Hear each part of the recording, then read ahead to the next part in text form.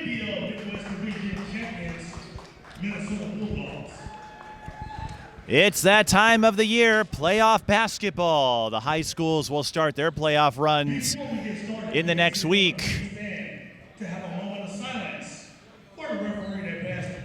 And before we get into the matchup, the Minnesota Broncos and Minnesota Bulldogs honoring Ronnie Bull Henderson.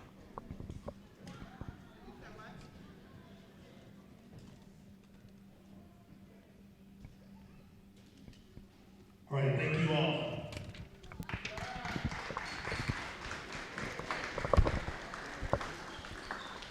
And with that, we are now ready to welcome you to the St. Paul Citadel Corps Salvation Army Gym for MBL Playoff Basketball. The Minnesota Broncos and Minnesota Bulldogs. It's their fourth meeting all together this season. Tyzashia, Holt, and I back with you. Tyzashia, you were here for that first meeting. Since then, the Broncos and Bulldogs have had two photo finishes. Their last meeting came down to the final second. The Bulldogs have won all three games, but you know this, Ty, having played a lot of section and tournament games yourself, you get to this point of the season, throw all those records and regular season meetings out the window. Yeah, the energy is high in here. It looked like they came to play.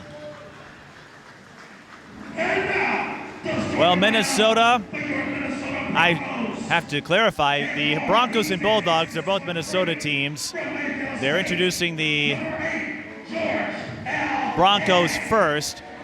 Now, there are some facilities issues. That's why the Broncos are hosting this playoff game, even though the Bulldogs are the higher seed by virtue of their Midwest Division championship.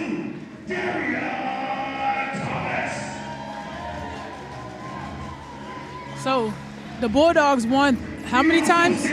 The Bulldogs won the regular season series. They swept all three games. Oh. But the last two games came down to the final minute, and that last meeting, the third, came down to the final play of the game. Oh, yeah, the Broncos seem like they're ready to take it today. Well, the Broncos got a little bit better as the series went on. And then both teams got a helping of humble pie, so to speak, against the Michigan Avengers. I'm not suggesting the two teams were egotistical or vain, but they got a dose of what good team ball looks like from the Avengers. That will be a team they are chasing in the playoffs. And now we go to the Bulldogs for their introductions. So Ty, having played a few section playoff games in high school and then playing tournament games at St. Catherine in the MIAC, what changes when you go from the regular season to tournament mode, playoff mode, where you know you got to keep winning if you want your season to continue? Oh, it brings a different kind of energy. It brings that all or nothing kind of feeling. When you're playing those regular season games, sometimes you feel like you can slack a little bit because you know there's another game coming. But with these, yeah, one and done. If you lose that one, you're done. And that's why they're often so emotional, having covered a lot of section and state games. The heartbreak for the losing team, the triumph of the winning team. Most of the players are still the same from their regular season meetings, but the Bulldogs did change head coaches. Nicole Charles not with the team anymore. I understand everything is fine, but other factors crept up. But most of the Bulldogs still around.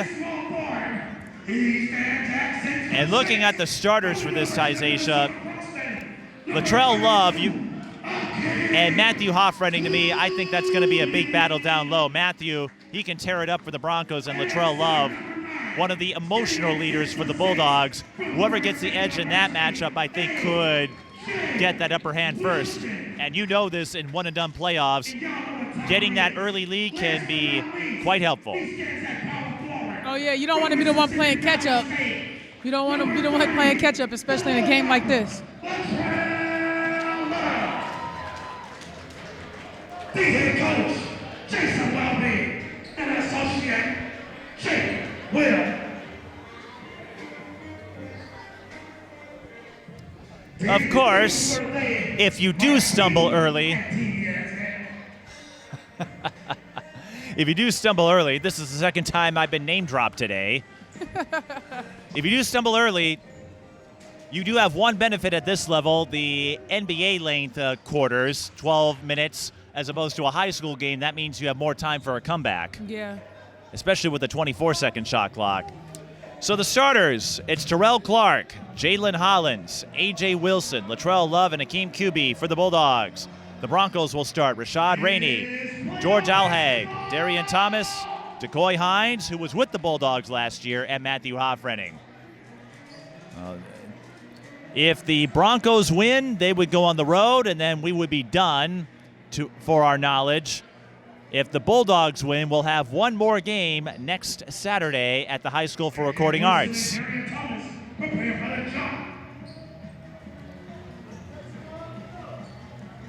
And either way, Tyzashia will be coaching Harding and the Lady Legends for all time. Yeah, there's no way around that. At least as long as your daughter's playing. Yeah. After she graduates, then, well, you've got... Off to college, we both go. I thought you were done with college. I'm going to be her trainer.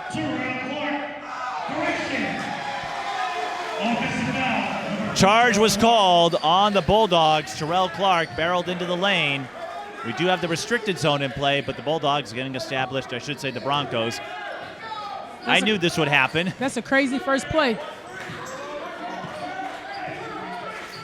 So an early foul afflicting the Bulldogs. Broncos, 3 is offline. Jalen Hollins with the rebound. Over to Clark, he goes. Love on Hoffrening, foul, they'll shoot 2. Again, that is going to be the matchup to watch. Latrell Love, he can put up big points, and Matthew Hoffrening. 2 early fouls, wow. Right, and you get the extra foul at this level because we do play with pro rules, but you still want to stay out of foul trouble when you can. Yeah. Now, wait a minute. Where does she think she is? Arizona State? For those who don't know, Arizona State has a curtain that reveals different distracting images. I like to see the growth. The first game I came to versus today. Way more people in the crowd. Well, it's a playoff game. Yeah. So everyone knows the stakes are higher. Win and you move on, lose and you're out. It's nice to see. Well, it's the same reason why section games in hockey and basketball often draw big crowds.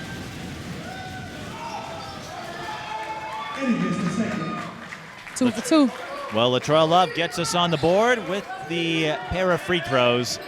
Tyzashia and I called the Twin Cities girls game earlier today for Strib Varsity. First time that I've covered that game, and not for my own channel, but she mentioned it. I'll see it here. Free throws matter. Hoffrening looking for the 3. It's short. Battle for the rebound goes to Akeem Kubi. Bulldogs looking to push. Transition 3. No. There's Darian Thomas. Played his high school ball at St. Paul Central. Rainey, I believe, played his high school ball at Minneapolis North. So did Hines. And leaping up out of nowhere for the block. He can't get the save. We were talking about hustle plays earlier this afternoon. That was a hustle play first. That was Jalen Hollins. Hustle plays make all the difference, though. And again, that could make a huge difference whether or not you advance. Hoffrening's 3 is pure.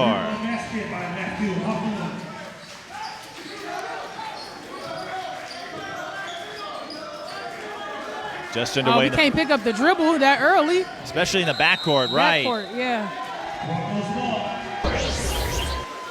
Only way you can pick it up if you know exactly where you're sending it. I know it's been a minute, folks, since you've seen Tyzashia in the booth with us because of her coaching commitments, but I've said this, no matter what role she's in, she's always coaching, even when she's up here. She doesn't have to coach, but she still does. Yeah, you know, it's in me. It never goes away. I'm actually trying to get your relative now. What, you're related. Matthew Hoffrening goes for the reverse and scores. Well, you're related now to Dee Buford, right? Yeah. Your cousins, I think? That sister. sister-in-law? Yeah. You might as well be cousins too, right? Anyway, what I'm trying to say is I'm trying to get her to call a game. She's a little more reluctant. Yeah, I'm like, I don't know. One of these days.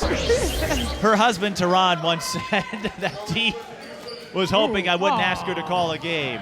Jalen Hollins with the poke, and he draws the foul. He'll shoot 2. That was too easy. He got to hold on to the rock. Dee, if you're watching this, we love you. I know she prefers to be more in the background, more of that background role. Her husband just published his first book, going on a book tour. Yep, I read that book. What's your review? Oh, that's a great book. It is a great book. All right. You know what? Teron should put that in the cover. You know that sleeve? All the positive reviews, all the feedback. You should put it up on Amazon. It's a great book. I put it on Amazon already. You know what? We were talking about Reading Rainbow earlier. Teron should do his own version of it, and then he could say, you don't have to take my word for it. Here are a few other readers. Okay, I like that one, Mike. And then you'll have probably the shortest review of the entire set and just go, it's a great book.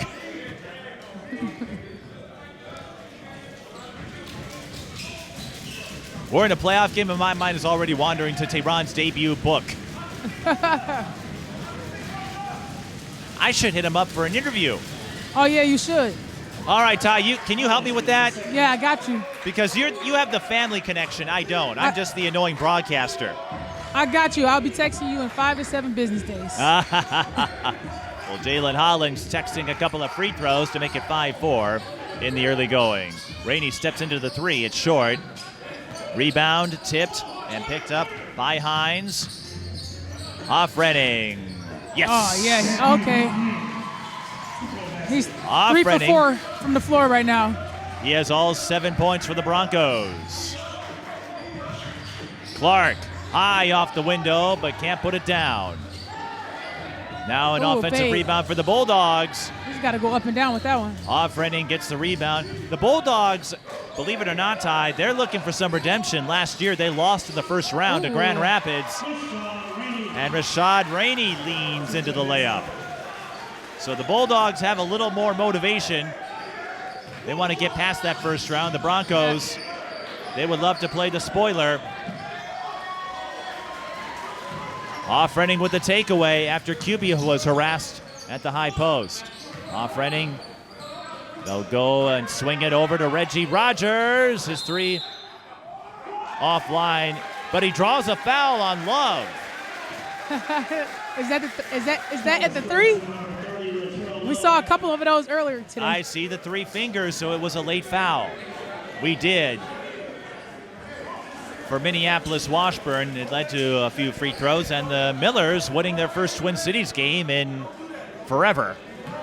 I don't remember them winning it since I started covering high school hoops 20 years ago. Oh, man, arguing with the refs. That's not good.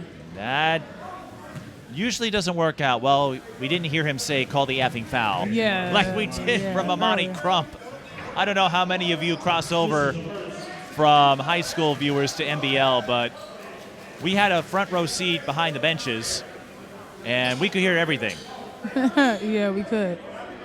I'm guessing you never got a technical in your life. Oh, no, for sure. As a coach, player. Well, if you do, it would not be for call the effing foul. It would be for something else. I mean, old me, maybe. Old you? Yeah, for sure. I find that amusing because of the dichotomy. When you say old me, even though it was younger you. You're talking old me, and I'm thinking, wait a second, but you were younger back then. Yeah, I guess that's the interesting saying. I was going to say, because aren't you old me now? Kind of like how I'm old me? You mean younger you. But old version. The old version of the younger version. There you go. Well, we were talking about making free throws, yeah. Ty, and Rogers couldn't hit any of them. Oh, So a break for the Broncos. you can't get caught in I the should corner. say Bulldogs. Oh, my goodness. We started back in September, and I still can't get these two teams straight. Here is Johanna Ochan. He wasn't balanced. And that's why he missed the 3. Rainey, he was balanced but short.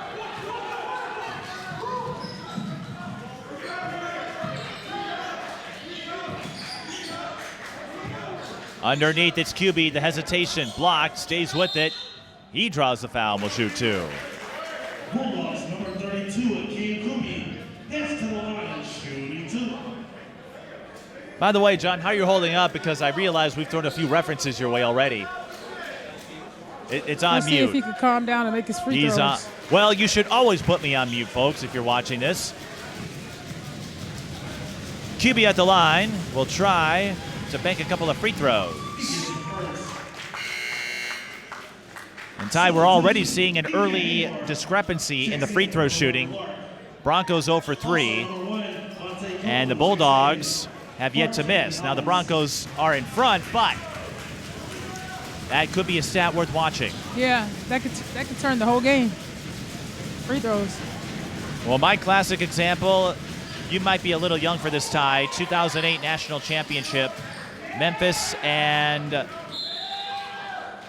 Kansas, I believe it was. Memphis lost out on the opportunity to win the men's national title because of their free throw shooting. Oh, yeah. Too young, or I wasn't even into basketball yet. Ooh. Well, that was 2008. Yeah. So you were a couple of years from getting into basketball. Yeah, 1 year. I still think what might have been had you started sooner. Man. You could have put up 27 points like your daughter did in a game as a 7th grader. Yeah. I always think about that, but then I know if I would have started younger, I wouldn't have the team that I have now. I would be somewhere in the WNBA. Broncos getting after it. Ochan comes up He short. had the whole left side. Those are the buckets you really want to have. Wilson fakes. Rogers on top of him. QB is there to clean it up. And that is the first field goal for the Bulldogs.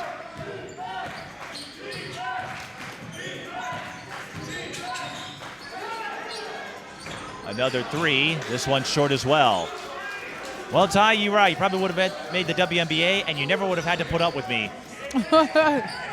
You could have outgrown me like Paige did. Broncos harassing the Bulldogs.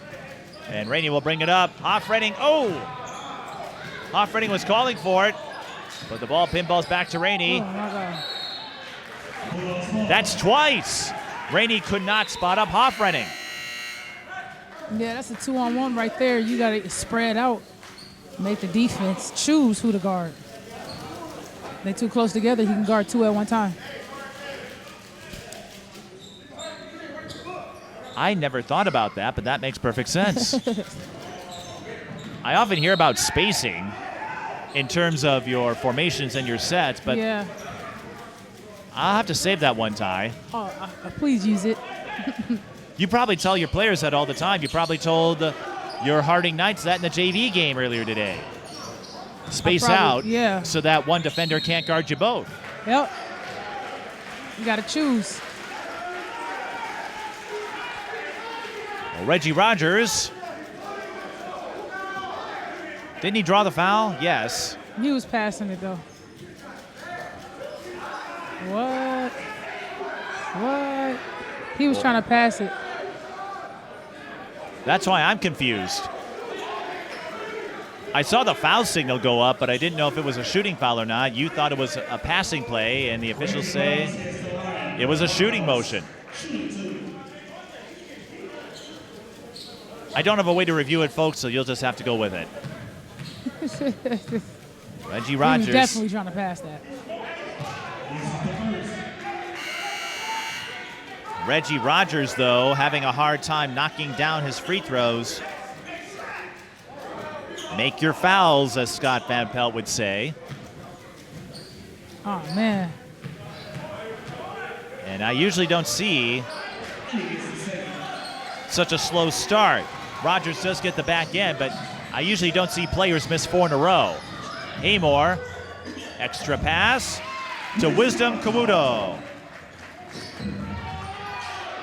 Ooh. Oh, yeah, I remember him from the Canada team.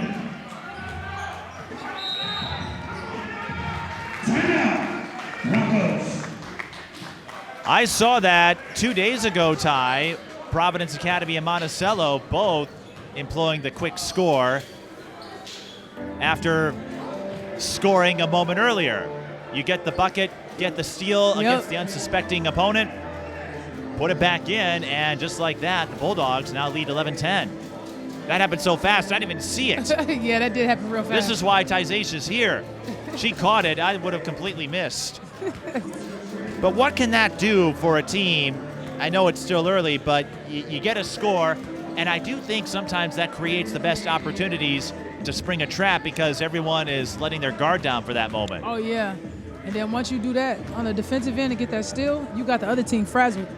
Now they try to figure out what to do. Don't make a mistake. Then another mistake happened. Oh, man. So with your first regular season, I should say second regular season done at Harding now, your first with your daughter. Now, is Lala your only daughter? Yeah. Okay. I'm wondering if you probably have a lot of spiritual daughters, right? Oh, for sure. Yeah. Reese, and who else was on your Lady Legends traveling group? Reese, Nikayla, Nessa. And they're all at Harding. Yeah, they all with me. Well, I hope they all stick together. Oh, yeah. We're a family for real. It's bigger than basketball, so. Well, I hope so, because then they can all give you a hard time when you play at the Gus Macker tournament in August again. Oh, yeah, I can't wait for that. They'll be playing too, so hopefully our schedules don't mix. Well, you got a little banged up, I think, last year, right? Yeah, I sprained my ankle, but. Ochang will go to the line. Yeah. Hopefully no one sprains their ankles here tonight. I still have a laugh about it because it was you, Brooke, and I forget the third member of your team. Her name is Amira. Amira. Yeah. Well, you all wore the MMIW jerseys. Yep. And Brooke, I had no idea Brooke and I were part of the girlhood exhibit. Yeah. I had all the highlights. You probably went and you recognized all those clips. Yep. And you're probably telling Brooke, hey, I know that guy. You should run away from him. Never. I can't help but be as a coach and watch everybody's body language, how they react to things. It's like I was saying, folks, Tyzashia's always coaching even when she's on the mic. We're even at 11, 5:40 to go in the first. Good. So let's jump around. That is what Perkins does. He jumps on the pass and flips it in. Would you call that the smooth segue of the evening, Ty? We got some time to go before I say that. All right, well, at the end of this game, we'll chalk up all of these stupid references I make, and you can tell me which one is the smoothest. Eric Chu's three is offline. Second try not there. Chu underneath. A lot of black surrounding him, though. Bulldogs, they keep it. Ochan open. Again, Chu with another O-board. He tries. Ooh. And ultimately, A.J. Wilson collects. We saw that happen in our Twin Cities game, Ty. Como Park had a couple of possessions. They came up empty after multiple O-boards. Yeah. Here's a three. Bullseye. Kamuto knocks down the three. Well, no second chance needed when you can hit the three right away. 16-11. Ochan. Bounce pass. Oh, man. Jacoy Hines can't knock it down. Haymore. So much dribbling. Ooh, that was close. Ooh. Just in front of the half-court line. Kamuto back out to Haymore. Slings it to Copeland. His three is there. Copeland, yeah. 19-11. 8-0 run for the Bulldogs. And the Bulldogs getting into it. Hines to Alhag, moves in and scores. Oh, he slid right in there. That was like butter. He must have been on a roll then. Okay, Mike. Well, don't thank me. That's a Stuart Scott line. Here's a three from the Bulldogs. They can't butter it in. He does not have numbers. He can't go in there by himself. Looking to smother some more butter. Okay, good job. Now he backs off. fires the three. It's not. Rebound and the bunny for Johanna Ochan. Okay, they brought the same pressure back. 19-15, timeout Bulldogs. I can't take credit for that last one, Ty. That was a Stuart Scott line. Those of you who watched SportsCenter back in the day will know what I'm talking about. And if you don't, the line goes, he must be like Butter because he was on a roll. Stuart Scott was known for injecting a lot of urban expressions into his highlight reads. Now I'm about to steal that. Oh, I'm sure he would appreciate it if he were still here. Oh, Stuart Scott was a legend. Booyah was his most popular phrase, but he always had an urban slang hip-hop reference. That's what made him fun to watch for all those years, and that's what made him an icon. That's why we have a 30 for 30. So 19-15 tie, midway through the first quarter. Bulldogs getting that first degree of separation. Broncos getting a couple of quick scores. What are you seeing so far? I'm seeing a lot of shots that aren't balanced. If we get some more shots that are balanced, I don't know. Some it of might those be a better off-balance outcome. looks. The number of times I lose track of where my water is. The energy is definitely high, though, on both ends. And I wonder, Ty, because this is semi-pro, a lot of these men have experience overseas. They played high school, they played college. Maybe they have a little more intuition with their body mechanics. Uh-huh.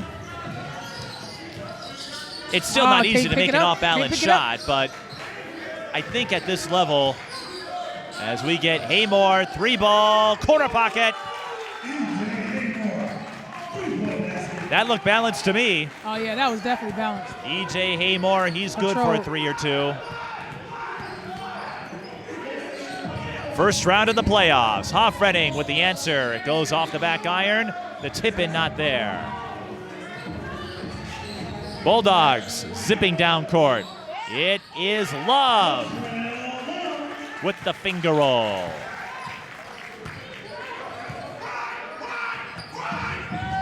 Bulldogs out to the largest lead of the game. Rainey fouled and Oh, one. that's crazy.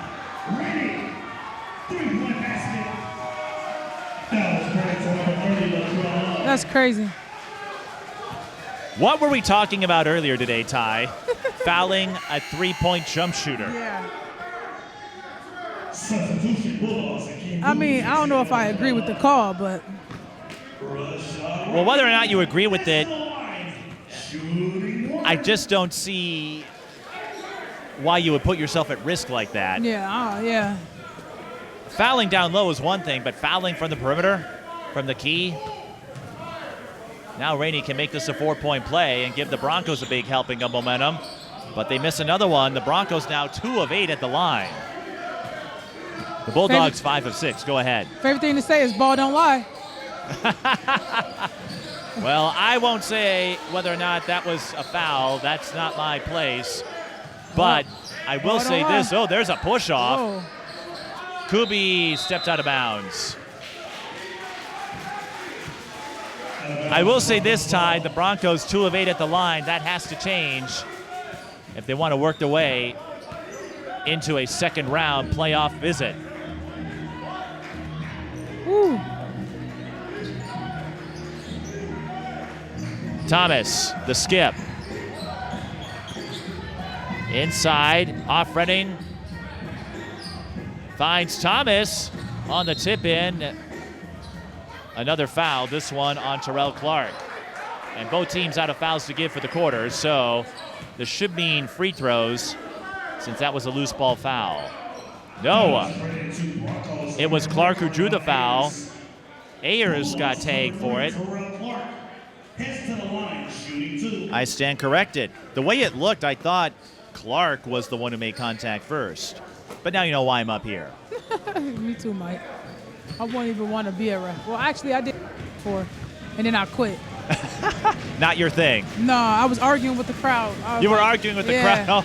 I was like, "This." Okay, Yeah, that's you not definitely for me. don't belong out there. Yeah. And I don't mean that because you're out of control with your emotions, anything like that. But if you're arguing with the crowd, then, yeah, better to let the... Yep. I think you found your calling with coaching. I think refs get the most disrespected. Any occupation out there, reffing is it. I agree with you on that. Yeah, so, and I can't. Clark gets to the old-fashioned way after missing the free throws. 1:25 to go. Well, everyone has an opinion, and I feel like, not necessarily here in the MBL, but at the high school level, the youth level, I feel some parents and family members and others get a little too invested into the outcomes of those games. Yeah. And then they take it out on the officials. Yeah. Traveling call on Rainey. They be going ham on them refs. So I think they forget that the refs are human. Well, a lot of them are former players. Woo. Ronnie Henderson, who was honored before the game started. He passed away a few weeks ago as Amor can't get it. Kawudo does. Ty, after a slow start, the Bulldogs really firing things up. I thought he fouled him. They're enforcing their will here in the later part of this quarter. But Ronnie Henderson, we'll talk a little more about him. There's an award named after him for the Twin Cities girls and boys games. He played at Marshall U, and every player, past or present, has a story. Kawudo writes a three-point story. And Ty, the Bulldogs, after trailing early, they lead by 11. Here comes Alhag. Too easy. I'm sure you pulled that move off once or twice. Lulled the defense to sleep. How about a three? Yes! Or 3 or 4 times. Gotta be ready for those quick answers. Hines, the runner. No. Alhag trying to tip the rebound. It's picked up by Copeland. Clark picks it up. Avoids the check behind the back to Haymore. Look out. Bullseye. Ty, that might be my play of the game candidate. Ty is speechless. 35-20. The Bulldogs riding wave after wave. Oh yeah. That half belonged to them. I mean, that quarter belonged to them. It didn't start that way, but they just took over. They just look in rhythm right now. I can't say they're the better rebounding team. They're just feeling it. They found their shot, and they're hitting from long range too. But how about that behind the back pass by Clark to set up a three? Usually you see it for a layup, not for a three. Right. I saw him trailing. I was hoping he was going to pass the ball. And you had this fixated look on your face trying to comprehend what happened. That gaze you gave, I'm thinking, you still didn't believe that took place. No, that wasn't because of that. Was it something I said? No, it wasn't you. It was the way. It was their reaction afterwards. Oh, that's right. You're studying the body language. Yeah. You're trying to get into their heads, their minds. Yeah, I'm a youth worker, so the first thing I think about is, what are they teaching young players that are watching right now? I can't help it. Well, we were talking about Ronnie Henderson earlier. I don't know if you had the chance to see him at games. No. You did not. But I saw, again, a lot of players, even going back last year to C.C. Davis, everyone sharing stories. He played at Marshall U, then played at Augsburg, helped the Augies win a MIAC title in 1981-82, and just couldn't get enough of the game. Yeah. And Gabe Hostetler, who put together that documentary, Minnesota, the Land of 10,000 Hoops, interviewed Ronnie, and Ronnie shared a story about getting the attention of Magic Johnson at a pickup game down in Southern California, down in the LA area. Oh, wow. That's dope. And Ronnie, he wasn't the tallest guy out there, only 5'7". And some were saying if he had a few more inches, he probably would have gone a lot farther in his basketball career. Yeah. But everyone had a Ronnie Henderson story. Hold up. What do we have? Did the clock not start? I think that's what it was. First quarter numbers, by the way, Kawudo and Copeland, 8 off the bench to lead the Bulldogs. E.J. Haymore, a couple of threes with 6. The leader for the Broncos, Matthew Hoffrenning, and I think that's where the tide shifted, Ty, now that I think about it. Hoffrenning had that quick start, 7 points early. he didn't get any more after that. Yeah, it went a little dry after that. And if you dry up, you might be hung out to dry. All right, chalk another one, John. John is wondering, why do I put up with this? How many years have I endured this? He can't wait to shoot the Gophers-Michigan State game tomorrow, where he won't have to put up with a word of me. How about those Gopher women, though? I don't know how much you follow them. Oh, yeah, no, John was asking me that. I told him that I get emails about it. The Gopher women? Yeah, and that's about it. Well, how about their performance lately? So is someone not entered correctly on the roster?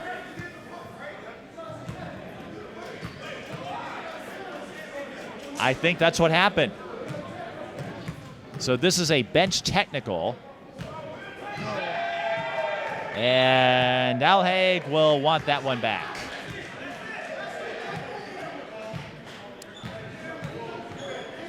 I believe what happened, I don't know if it was Willis or someone, but I believe what happened, since no one had announced it, I'm guessing someone was not entered into the scorebook. And if that was the case, then the penalty would be a bench technical. That sometimes happens at the high school level. Actually, I ended up playing an indirect part in a bench technical as we get a foul on Kavarian Williams. You may not remember this, Ty, or may not have heard of this, but we did at NSPN some games in partnership with the Breakdown for a little while. Park Center had a strong boys team, but they did not have the correct roster listed. And as a result, they were assessed a bench technical. Oh, yeah, giving away free points like that because they're not organized. It's crazy. Ooh. We talk about unforced errors a lot. Dang. As Ochan can't get the reverse to drop. It's one that maybe doesn't influence the ending of a game, but I feel is up there for unforced errors because all you got to do is put their name in the book. Yeah, right. Kamuto can't get the fadeaway, and the rebound by Ochan. Again, single elimination. Winner moves on.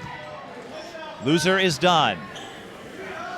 I wonder how do they form their teams? Where does everybody come from? Is it the big tryout? Do you like? They do have a tryout scouting session. Here's Poish for three. Off the back iron.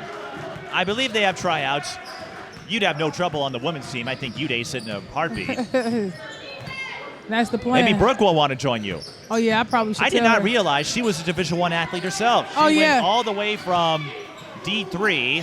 Hoffredding, bounce pass underneath. It will stay with the Broncos. So Brooke, if I remember, she started at McAllister Yeah. and then got all the way up to Tulane. Yep. All 5 feet, nothing. Yep. To me, that is impressive because is you know impressive. this in basketball. Ronnie Porter had a hard time getting recruited right away. The sport is sometimes not kind to shorter players, but I did not know Brooke was Division I caliber. Oh, yeah. She built like that. Rainey scores on the inbound, calling for the foul. I did see a little contact, but we play on. Now the Broncos applying some pressure. They might as well stop asking for the fouls. You see they're not calling. Williams. Hoffredding leaks out. Here he comes for the slam.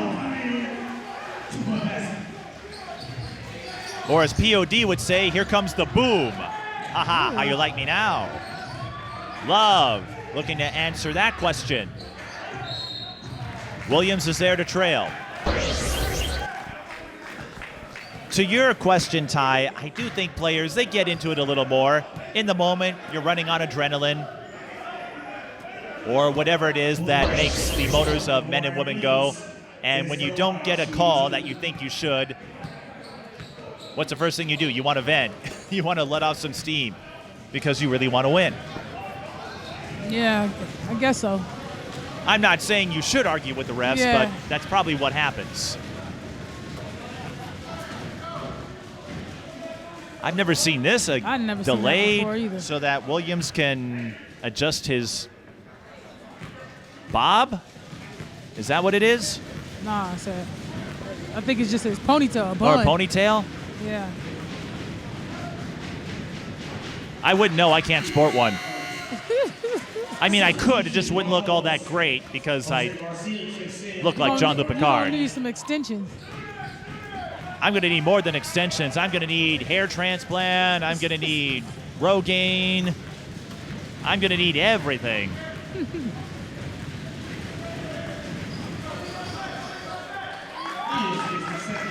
It's a split for Williams. Bulldogs now 7 of 11 at the line. 36-24. Hoffrenning.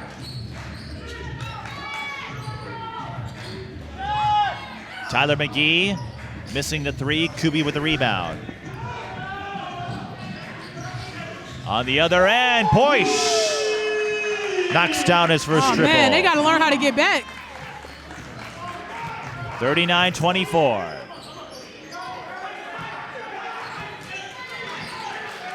Rainey thought about it. Hoffrenning backs up. Now moves into the paint. Tyler McGee, the runner, yes. Floater. Float game. Oh, don't come to the corner. Boyce out to Williams. Needed a moment, but buries the three anyway.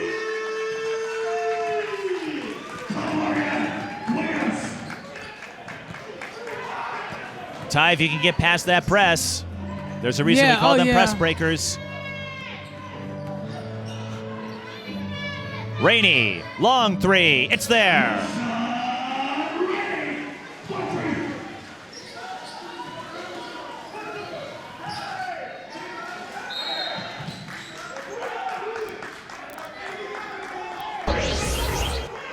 What happened? I was updating my score sheet and I hear Kubi saying, "What are we doing?" They fouled back in the backcourt, but I didn't see it. 8:37 left in the second. Busy day of sports. Just up the street, state girls hockey and gymnastics wrapping up.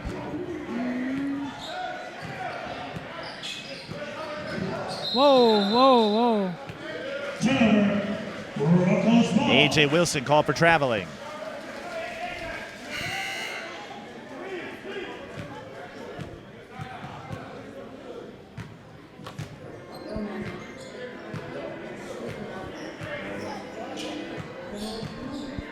.8:31 left in the second. Mike Peden and Ty Holt with you. Ty, our body language expert. Me, the pop culture reference experts. Rainey finds Hoffrenning again. Knocks down the straightaway triple. Hoffrenning up to 12. 10-point margin. Oh, they got three up top. Yeah, you got to move the ball when there's that many people. Williams, catch and shoot three, short. Wilson, foul, they'll shoot two.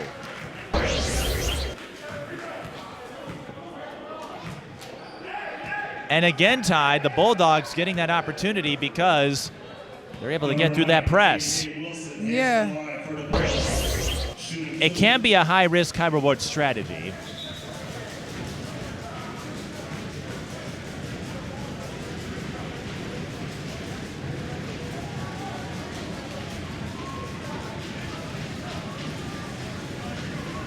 Here come the noisemakers.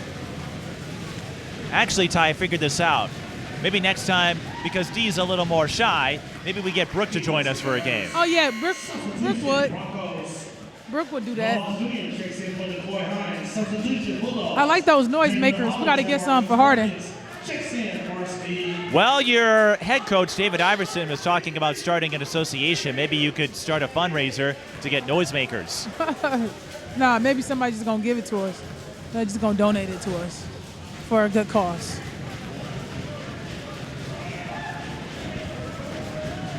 I'm all for it. The noisemakers, that is. It does add a little more atmosphere. And yeah.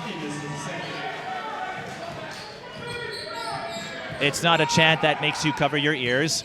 Rainey working off the Hoffrenning screen. Dashes in, but can't get it to fall. Can't run through that layup.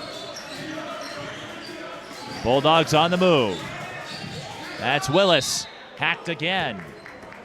Last foul to give for the Broncos. They said they think it was a flop. I didn't see a flop from here. Substitution. But we all know how much my opinion matters on these things. Here is Perkins. Lost it to Rogers. Reggie. Dribble right to the corner. Barreling down. The driving kick. 3 from Garcia. No. Hoffrening. Held up. That's crazy. I felt like that was a foul. Ooh, and that's definitely a foul on Rogers, but I think Hoffrening has a case there. I thought I saw him get held up from behind. Yeah, I thought I saw that too. I guess it doesn't really matter what we think. No, but I do think Hoffrening has a point.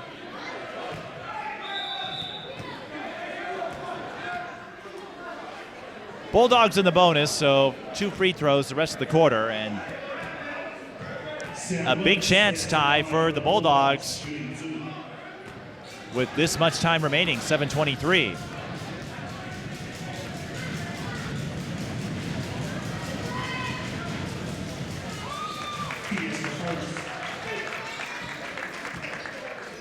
It's Sam Willis.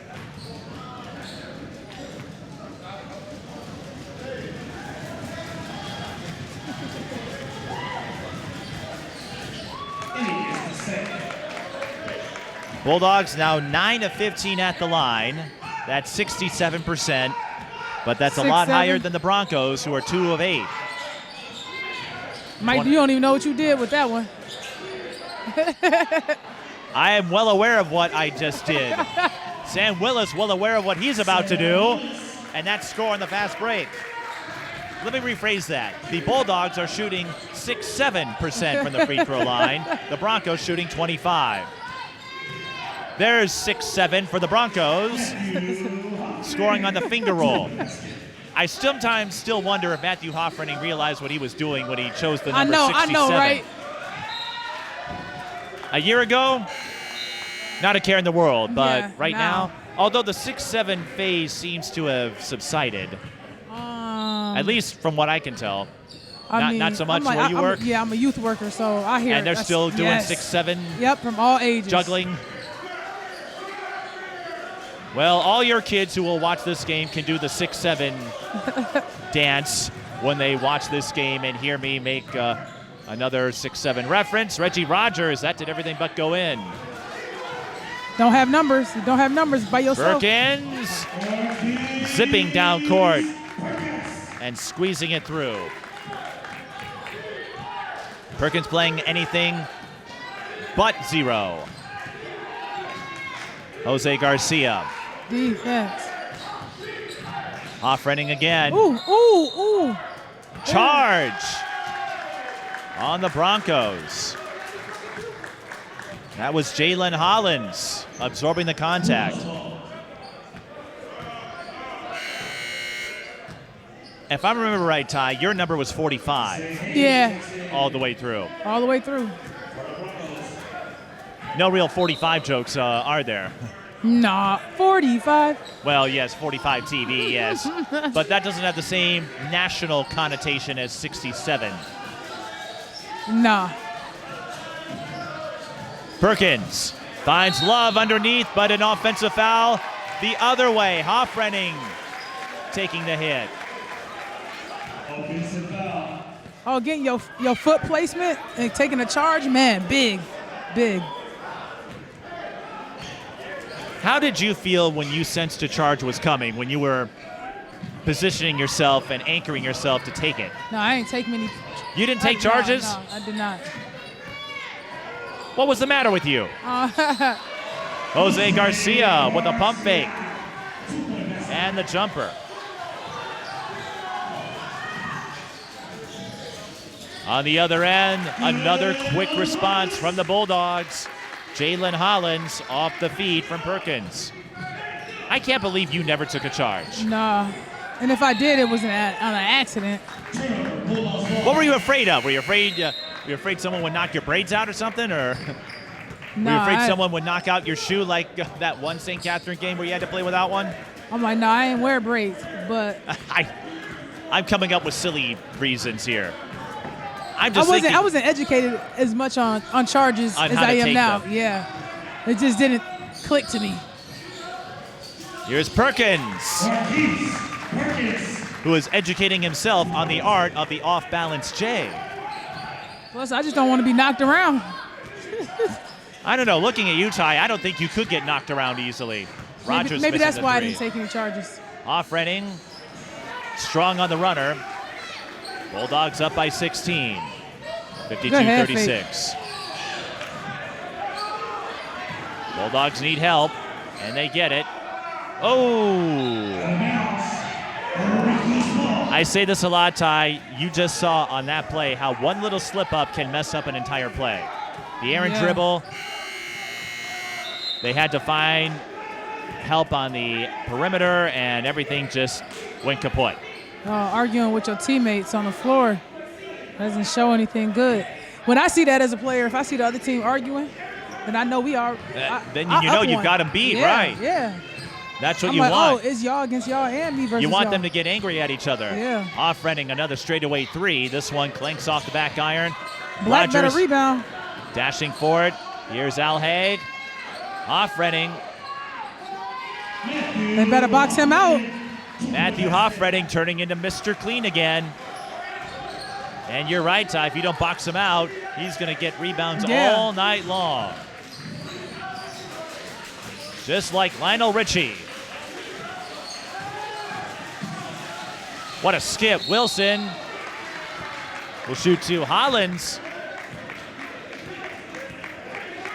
All around, Ty, when the Bulldogs get set, when they're settled in, their passing game, I think, is running circles around the Broncos right now. Oh, yeah. Oh, yeah. When you think about how many opportunities, how many openings they've created.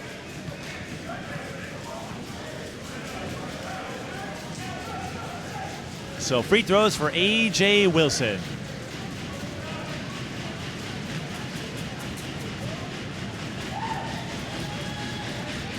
Oh, man. Well, Ty, you've got a few months. Are you going to educate yourself on taking a charge at the 3-on-3 Gussmacher? Absolutely not. Maybe. Well, you know what, though? Maybe that's not a bad idea, and I'll explain as Wilson gets the back end to get on the board, because at Gussmacher, you've got sport courts and asphalt. Yeah. Not as forgiving as hardwood. Right. That will scrape you up. Yeah, but when you're in the heat of the moment of hooping, you just might do it. So I don't know if I will, but I guess we'll see. Rainey, the drive and kick to Hoffredding. Matthew Hoffredding finding his mojo once again. He has 18 points. Yeah, he scored at his will. But look what the Broncos end up giving up. The Bulldogs, how many times, Ty, have they scored just by pushing the ball right after a Broncos score? I would be so frustrated. Hoffredding blocked from behind. Rainey lost the dribble.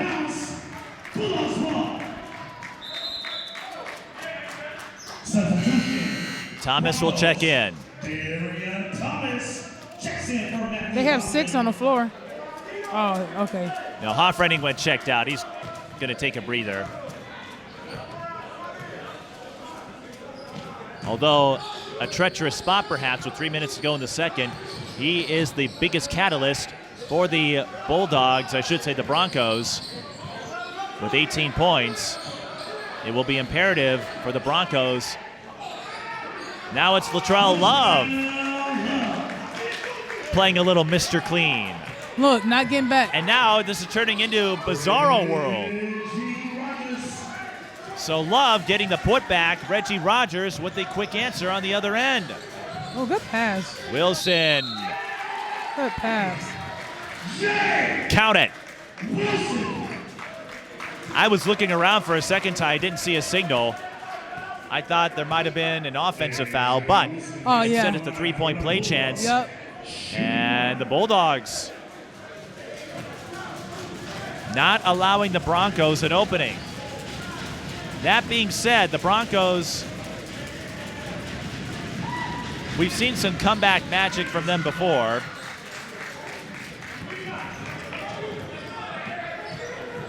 And when I look back on the season series tie, this is not ideal for the Broncos, as Alhaig gets caught for 10 seconds. And that all started from the mishandled dribble. Yep. Holland spotted the opportunity, put pressure on him. Wait a minute, it's 8 seconds. What am I saying, 10? We're playing with pro rules, Mike. This isn't high school. Get with the times, Mike. 8 seconds? Right, they play with NBA rules, so it's 8 seconds. That's why it fell fast. Yeah.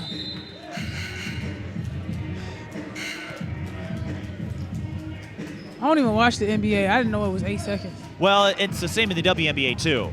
Oh, wow. I guess I just don't pay attention then. One has to pay attention to these things when you're a writer and a broadcaster, because you never know when you'll have to explain it to oblivious fans out there. What do we have here?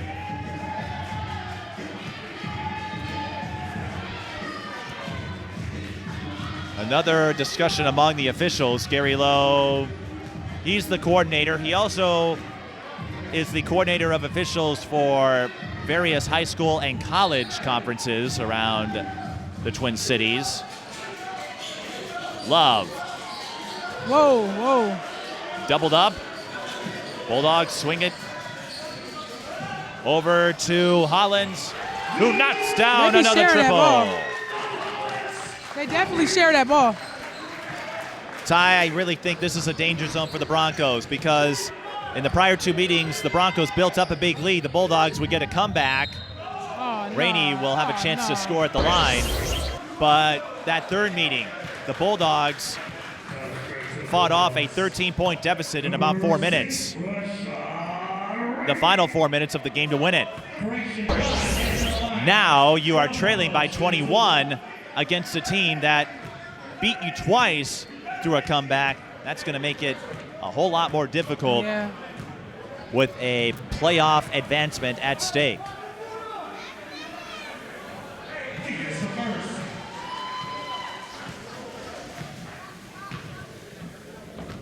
And this is all coming back to me because we were supposed to do a game in late January with Strictly Business, but we had that really bad cold snap, so they canceled. So this is our first game in over a month and a half. A split at the line for Rainey. Another three. Not that time. Broncos, they need some buckets. They got to get on a run here in the final 90 seconds plus. Oh, man. And that can help. That's at the 3. So Rainey to the line again. He split his last time.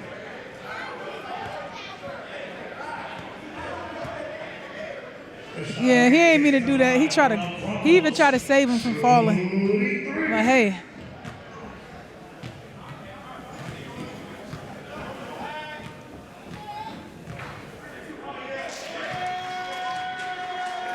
Tied, this is a half where not much is seemingly going right on the part of the Broncos. Yeah. The free throws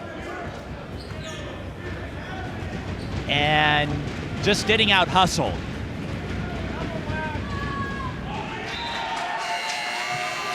This is unreal. Gotta make them free throws, man.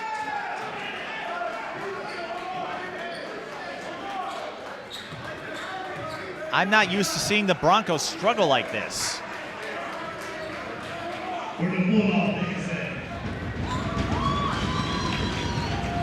That's why we're shaking in the bleachers. Oh, wow. Rainey misses all 3. That happened to Rogers earlier. Oh, my God. That pass. Free ball. That would have been a potential dagger, at least for the first half. But it's a transition chance, and Garcia's too strong. Now the Bulldogs have numbers. Love over Hoffrenning. Ty, you're seeing the difference in this game right now. Oh, man, yeah. The Broncos can't find their touch consistently. Hoff-Renning looking for the 3. That's long, too. He don't shoot a lot of those. The Bulldogs, they just look locked in. Whoa. Ooh. Wilson draws the contact and should shoot 2. Stay on your feet. Love checking Rogers. Reggie was catching up with the Bulldogs owner Michael Wright, and a lot of these guys do know each other beyond basketball. I'm guessing some maybe played with each other in high school and college. 49.3, and Ty, you may remember this with some of the games you and I covered. Yeah. We would often see the other team show up. So when the Bulldogs had a game, the Broncos would show up and vice versa. Right, yeah. 49.3 seconds in a half that has belonged to the Bulldogs. But Wilson blanks at the line. Bulldogs now 11 of 20. Rogers, 3-ball corner pocket. They'll stop play because the net got wrapped up around the rim.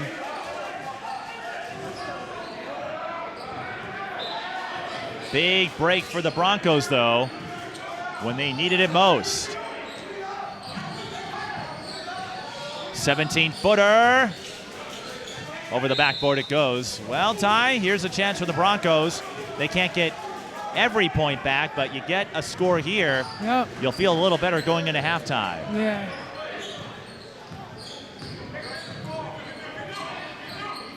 Rogers. The driving kick, another 3. Yes! Oh, yeah, they needed that. Reggie Rogers with the assist. Back-to-back 3s, and now that I guess 16 is margin, better than 21. right, a little less daunting. They could add to it. Rainey brings it up. Alhaig can't follow through. Perkins. No, he ain't let it go in time. Close. But a couple of 3s for the Broncos at least makes the margin more manageable. 65-49. That being said, Ty, well, I think they just said it. They got to wake up. Yeah. I was going to ask your thoughts, and then the Broncos said it best, wake up. But your thoughts before we go to break? I don't know. They just better come out with some good energy. That's all you really can do. There's only one half left, and you got to do what you do at the time that's given. And see if they can work on that free throw form. Broncos 3 of 13 at the line. They're going to have to do better if they want to work their way back. We'll be back for the second half and find out who moves on to next week's round. This is MBL basketball. The Bulldogs lead the Broncos 65-49.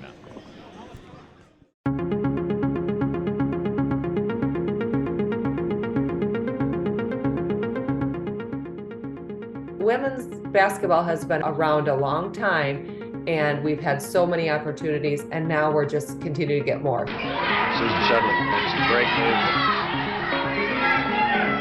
Pass to Linda Shudley. It comes back to just feeling like you're part of a sorority of women. It's really fun to see. There's a lot of pride.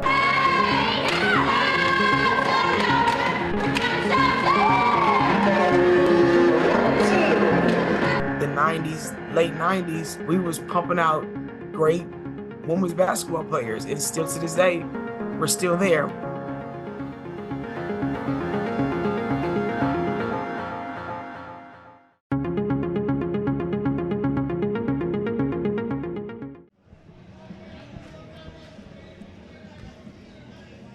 Mike Peden and Tyzashia Holt with us, and Tyzashia's daughter, Alana Ray, going by Lala, also watching.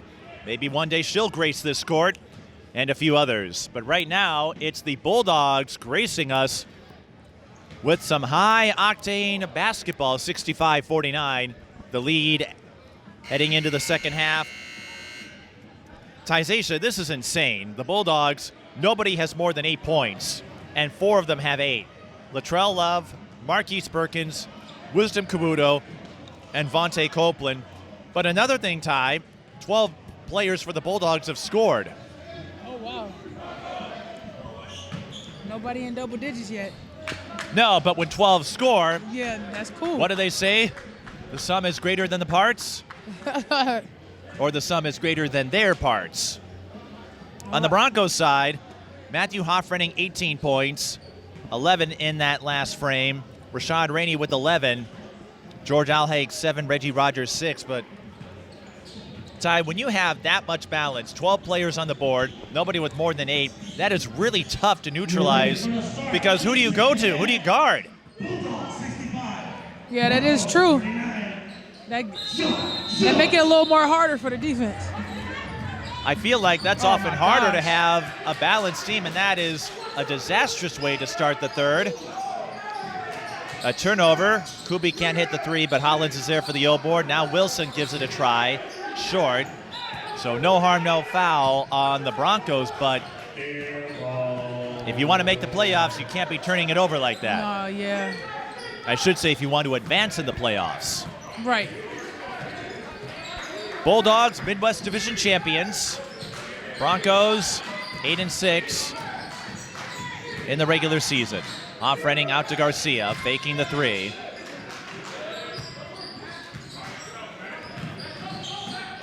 Hoffrening, spin move.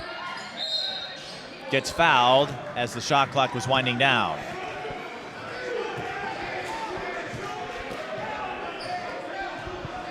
It's a debate after every call.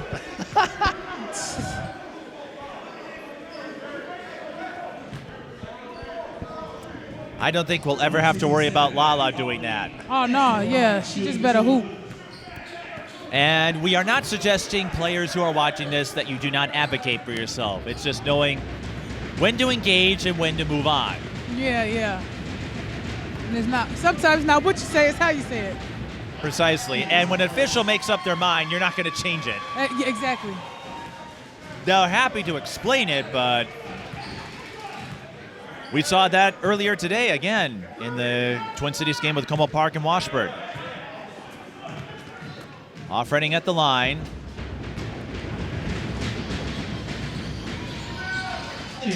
Takes a split. Now, in the first half, the Broncos were 3 of 13 at the line. They'll have to do better than that. They're still shooting under 33%. And now Kubi's going to shoot 2. Bulldogs tapered off in the second quarter. 11-20 is their mark after 2 quarters, so 55%. And I will have to be mindful in case that percentage works out to 66.7.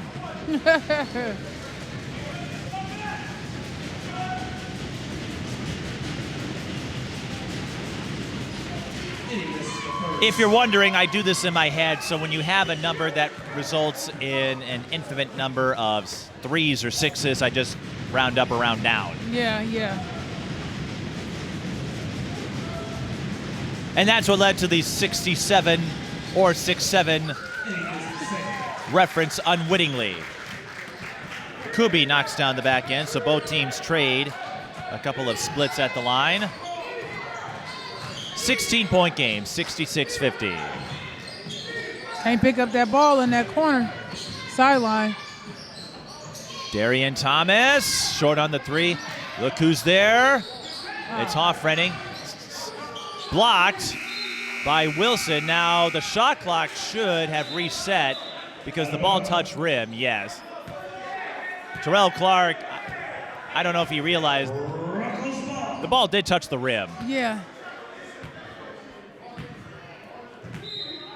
I have no interest in being an official, and even I saw that. So a couple of O-boards for Hoffrening, keeping this possession intact. Garcia, contested jumper, can't get the bounce. Love with the rebound. Bulldogs. Uh-oh. Ah! Oh, man. And whoever threw that errant pass, I think that was Clark. Clark, I think they will deduct the repair fees from his paycheck.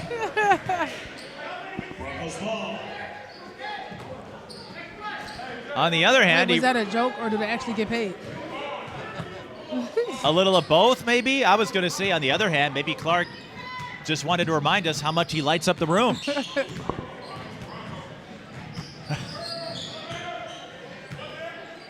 Broncos looking to light up a 3. It's short.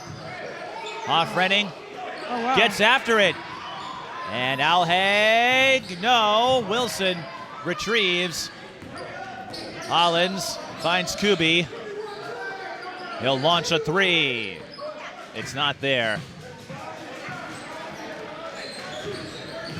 Hoff-Renning into traffic. His feet were moving. You got to be set if you want to take the charge. Yep. Oh, wow. Oh, they overturn it. I do know they give you a little leeway, so you don't have to be completely still. It usually is a matter of who gets position first. I've seen a little movement of the feet with charge calls, but I think if you get established before your opponent does, Bulldogs call a timeout. Oh, yeah, he called one. He was in the corner. That's not safe. Especially with those little kids there. They might become spectators in unexpected ways. Well, Ty, I know you knocked over a few things in your playing career. We often joke about that, but I'm guessing you never knocked over a light. Oh, yeah, nah. My mom used to tell me if you break it, you buy it. So, yeah. Okay, so you made sure not to break anything. So that's why you crashed the water cooler, because that's made out of plastic and sturdy. That's not going to break. Yeah, nah, yeah. So if you're going to tackle things and knock them over, find unbreakable objects. Exactly. I think we figured out your secret. You know, just passing along gems. That's what I do. 66-50 at the midway point.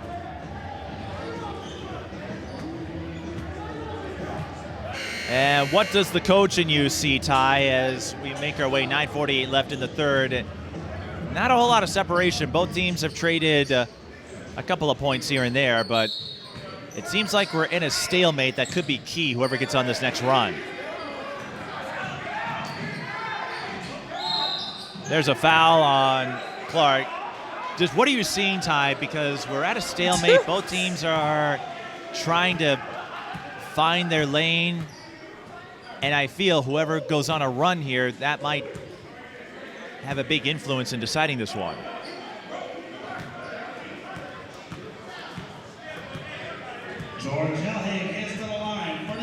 Yeah, you know what I'm going to say. Well, I don't know. I can't read your mind. Do I look like a psychic? Yeah. I have an idea. You have an idea, and I bet you it's the right one. Actually, I don't have much of an idea, but what are you seeing right now in terms of body language communication? It's a lot of complaining going on. That's what. That might be taken in place of the actual game. They should just hoop. Just hoop.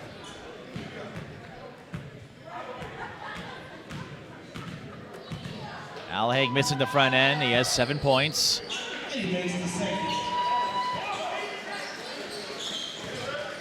Another split, but the Broncos still shooting less than 30% about. Broncos get a little helter-skelter. Bulldogs, I should say. How many times have I flip-flopped the two? It doesn't help that they both start with the letter B. Clark, laser skip a little too fast for Hollins. Oh, yeah, moving that ball, but I guess you got to do it in a more clean way. You got to give a pass that's going to be caught. Well, there's nothing wrong with a quick pass. That enables quick ball movement, but you got to make sure your teammates can catch it. Right. Rainey. Yes. Speaking of quick, he was quicker than Nesquik.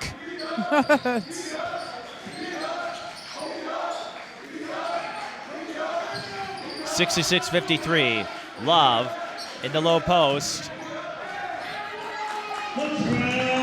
That looked messy, but Love scores, and that's what counts. He did call for it. Feed him what he wanted. Off Renning. Ooh. Ooh. Use the 3 as a pump fake. Ooh.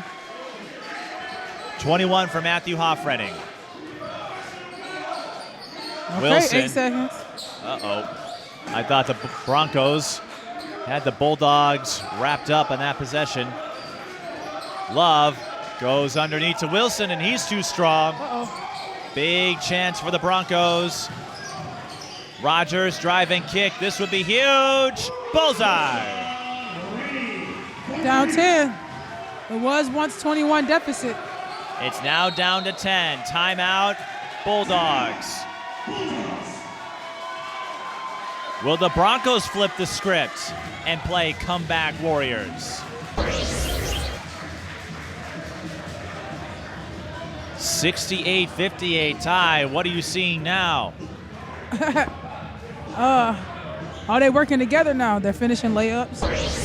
I haven't seen that many free throws, but Well, the Broncos 5 of 17. Yeah. A few more makes, and we're looking at a tighter ball game, possibly. And the Bulldogs only 12 of 22. So Woo. a lot of points are being left at the line. Yeah, of that free money we were talking about. Free money, freebies, make your fouls.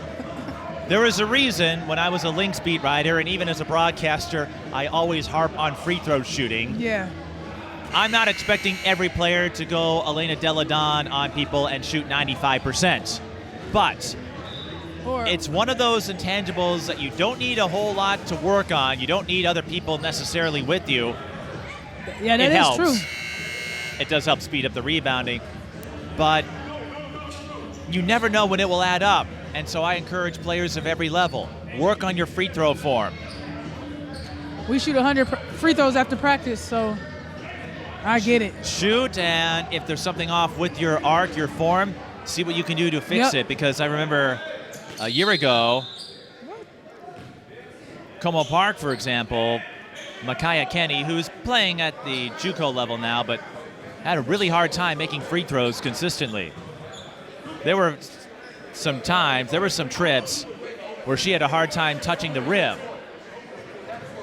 And as a basketball fan and quasi-expert, you've been talking about the chirping tie. We're getting more of it here between Rogers and Haymore. Yeah. For no reason.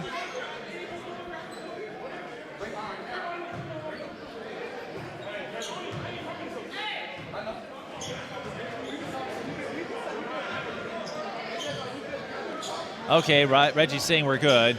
It didn't look that way for a moment. Of course. I'm like, of course. I'll tell the ref that too.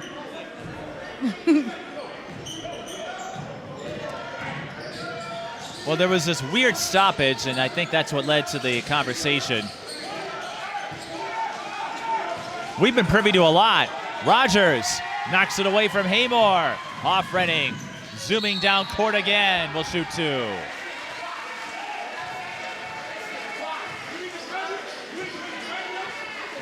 And now Rogers and Haymore exchanging more words with each other. See, I told you sometimes I forget to talk and I just watch. Well, no, I'm watching what you're watching. And the Salvation Army Citadel Corps in St. Paul, kind of like Como Park, not a large gym, which means you and I are more privy to some of these conversations. Yeah. It's not like you're up in the bowels of Target Center or up in the crow's nest at Williams Arena. We can hear everything, at least in this direction.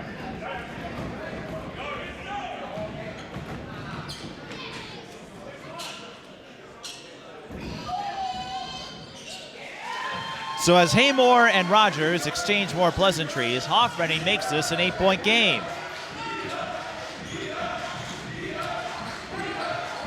And all the momentum. Can't be doing that. Bulldogs Can't just pick up the ball. putting themselves in precarious spots. Haymore with the fake on Rogers. Lets it fly. It's short. He had to hit that. Rainey with numbers. George Alhaig. Kiss off the glass. And now it's the Broncos sensing the energy. Whoa, whoa. Accelerates. Whoa, How did he sneak under Hoffredding? with an extra step. Still, Love is not exactly the smallest of bodies out there. It's not easy to go underneath a big towering post. Jump ball. And at this level, we jump. No possession arrows to worry about here. Kabuto and Hoffredding. The first one? I think that is our first jump ball. Where's the jump around music when you need it? Jump around. Kabuto winning the tip. Love. Ooh. Swarmed again. Broncos extending that defensive coverage tie. Love can't get the leaner. Rogers finds Alhaig for three. Yes!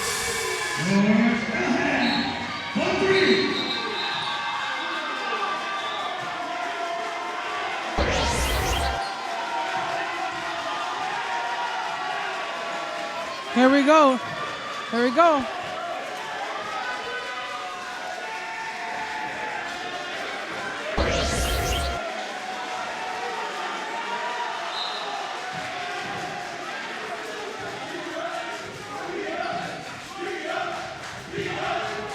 No words necessary in that last moment, just sounds and pictures. Just sounds and pictures. Clark on Hoffredding again. Just a second field goal, but the Bulldogs needed that one. Yeah, they definitely needed that. Alhaig. No, that's Ochan. No, that's D. That's not going to work on Love.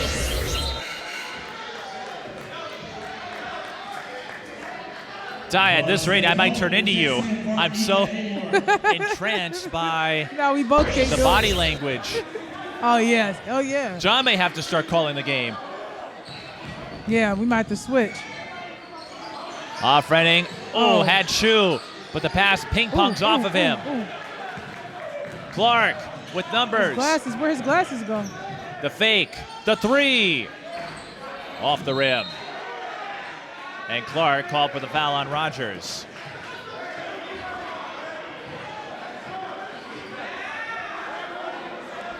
Pass credit to number 3, Terrell Clark.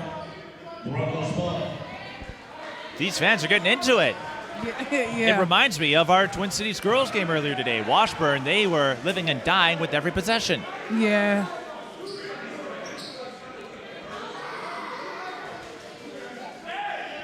That just tells you, no matter the level, people can't get enough of this sport.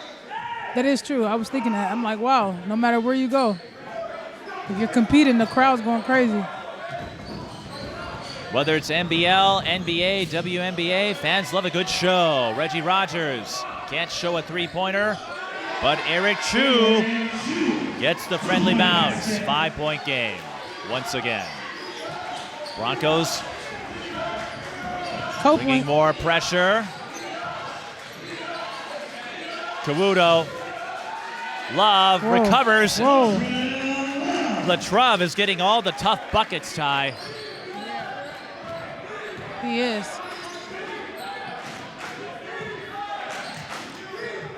Even though the Bulldogs had the stronger record, the Broncos hung with them a couple of times.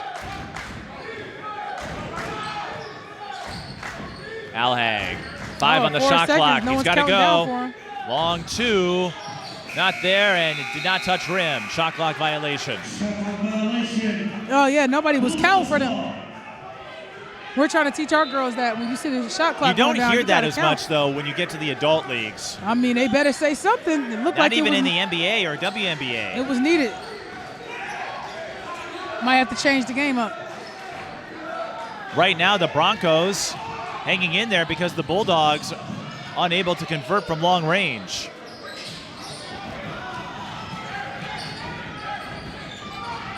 Whoa. Broncos get the timeout called just before they go past the half-court line. Yeah, or travel. That does intrigue me because in high school and the college level, you often hear the countdown when the shot clock is running low. Yeah. You don't see that in the pro game. I've often wondered about that. I don't know. Maybe they just know. I don't know. Well, you were always watchful of the clock because I'll never forget a story you told me. In college, your first year, opposing fans threw you off. Yeah, I wasn't because used to that, you weren't man. used to. Right. Well, the shot clock wasn't a thing until about 3 years ago, so everyone had to make that transition. Yeah. You and your fellow All-Stars, I still remember covering you at that All-Star Series event. That was a great class. Rebecca Dahlman, Miss Basketball, Nia Coffey still in the WNBA. Owen Yoseminem, she's working as a physician's assistant now. Janae Morton, coaching at MSU Mankato. They took a big loss today to Concordia St. Paul, their first of the year. But the Mavericks should be a contender in the Division II tournament. Jessica January now coaching at DePaul. What I'm trying to say, Ty, you are part of esteemed company. Yeah. Bunch of greatness walking around. Class of 2013. Whoa. Hines taking a spill. Rainey takes a three. That looked awkward. Willis with the shovel pass, and Love will shoot two. Way to be unselfish. 3:50 left in the third.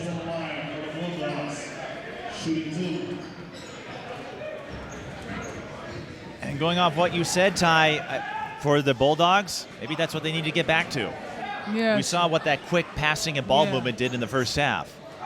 It was only effective when the passes were on point. Oh, there's a wet spot. I'm like, why is... Michigan Avengers 132, Michigan Magic 88, Strictly Business 127, Detroit Panthers 113, Chicago Legends 139, Grand Rapids Fusion 137.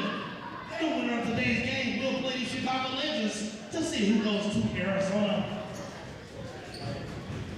So those are some of the updates from Michael Wright. Chicago will play the winner of this game, whoever it is, but the Legends, that was a close one, just a 2-point victory. You going on a roll with them? If the Broncos win, they'd have to offer me a few more dollars because I've got more state tournaments next week. Oh, yeah. You're going to have to give me an offer that would supersede all the state tournament and section coverage I'm about to embark on. Understood. That's not to say I wouldn't do it, but I am a capitalist. Money talks, as AC/DC said all those years ago. Blocking foul. And now we'll have free throws the other way. Blocking. On a related note, Ty, if you don't have any section overlaps, you're welcome to join me for any playoff basketball because girls start sections this upcoming week. Oh, wow. That's a crazy call. Andy Hopping heads to the line for the Broncos, shooting two. I didn't think that was going to be the call.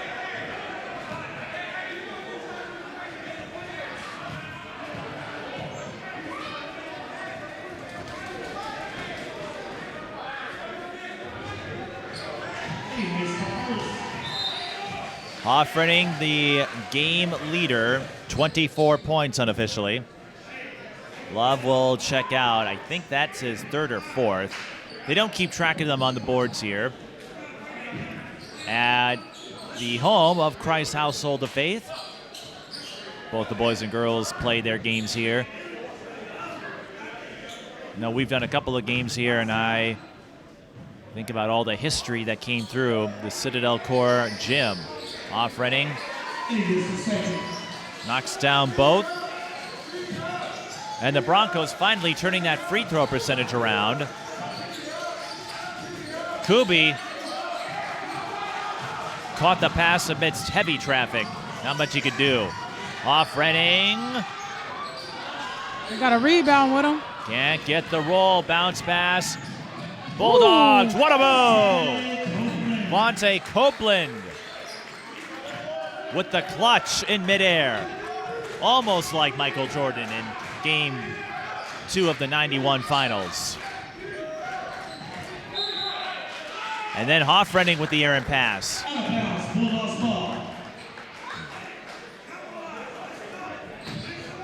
And sometimes, Ty, it's about weathering those runs.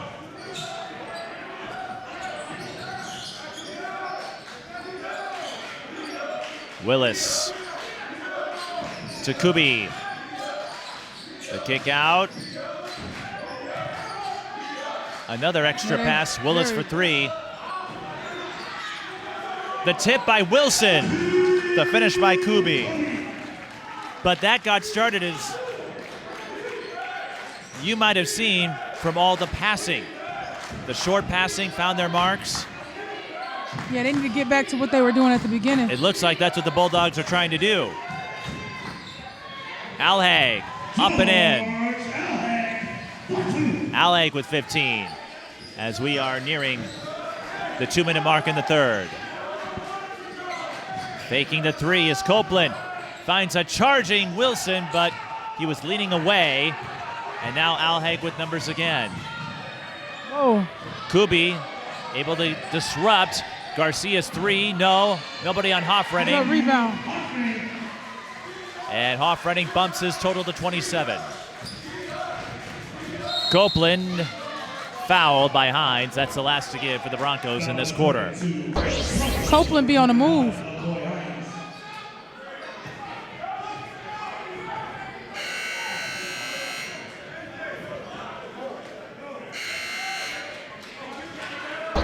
First round of the playoffs.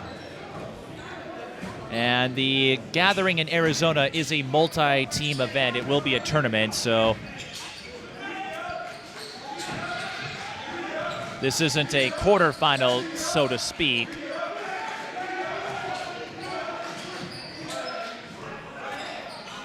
How about that? Resilience by Marquise Perkins, tipping back his own miss. And it looked like he was a little off balance too, 82-73. Alhaig thought about it and ultimately sinks it. That has always baffled me, why players wait before they fire a 3. Second guess it. Usually a second guess means you'll Doesn't miss work, it. right. Yeah. In my head, I'm thinking, if you want to take it and you're open, take it. Yeah.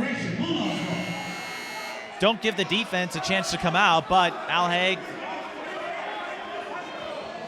notice no one was coming out, so said all right. I still find that weird, though. I don't know why players wait. Maybe they want to draw the defense out, set up a driving lane.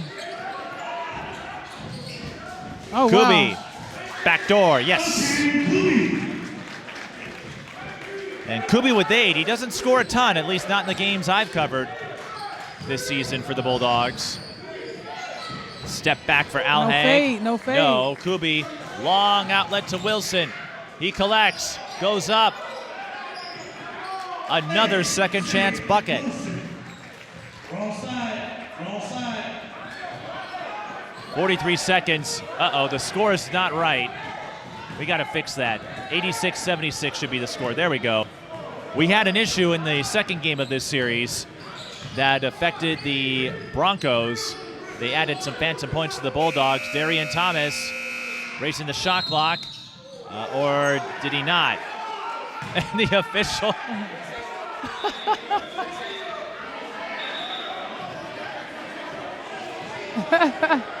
I think the official is feeling the same way we do. He felt bad, though.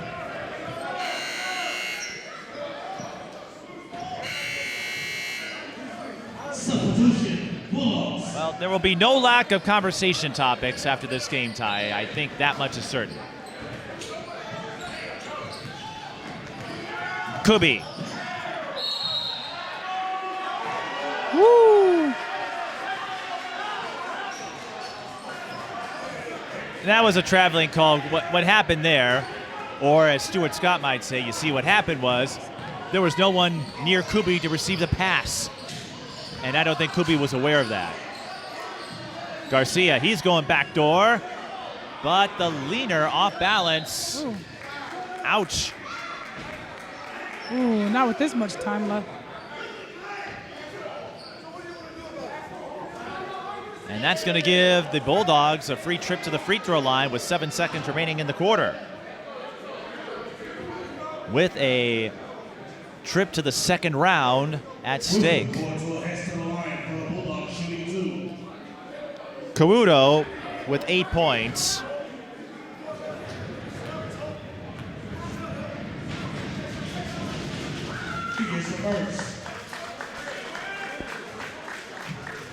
This is what playoff basketball is all about. Coming up big. And after the Broncos got within 5, Ty, the Bulldogs getting some separation again. Oh, man. They arguing instead of playing. And they're up. There has been a little more chirping than I would like. Yeah.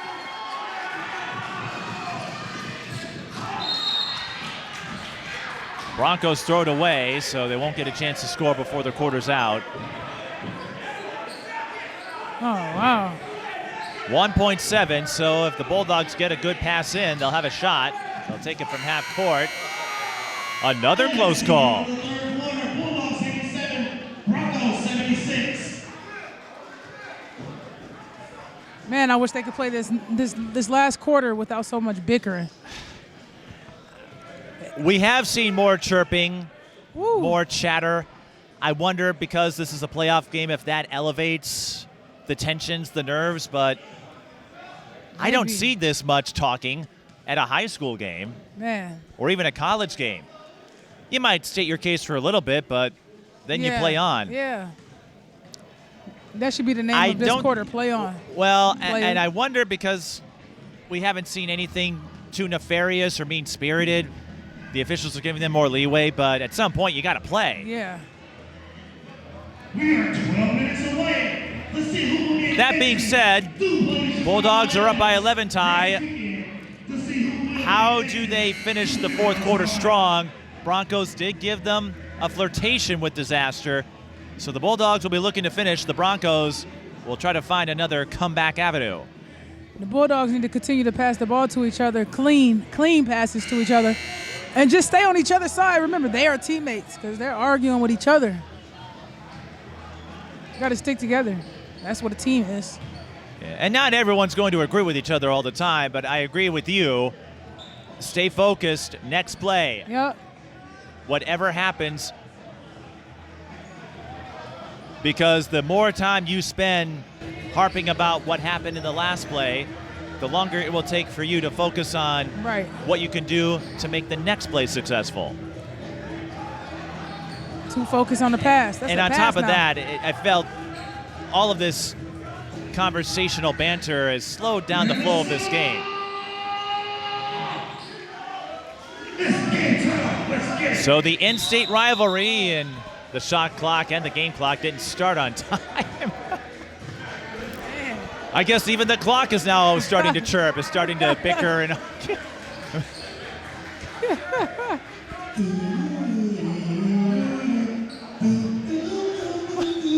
What is this?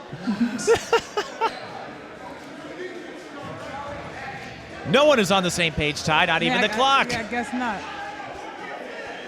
I think you got to get in there and have a coach's intervention with all these people. Since we take it a little bit further, why don't y'all get up in them skates and put us on jumping? Let's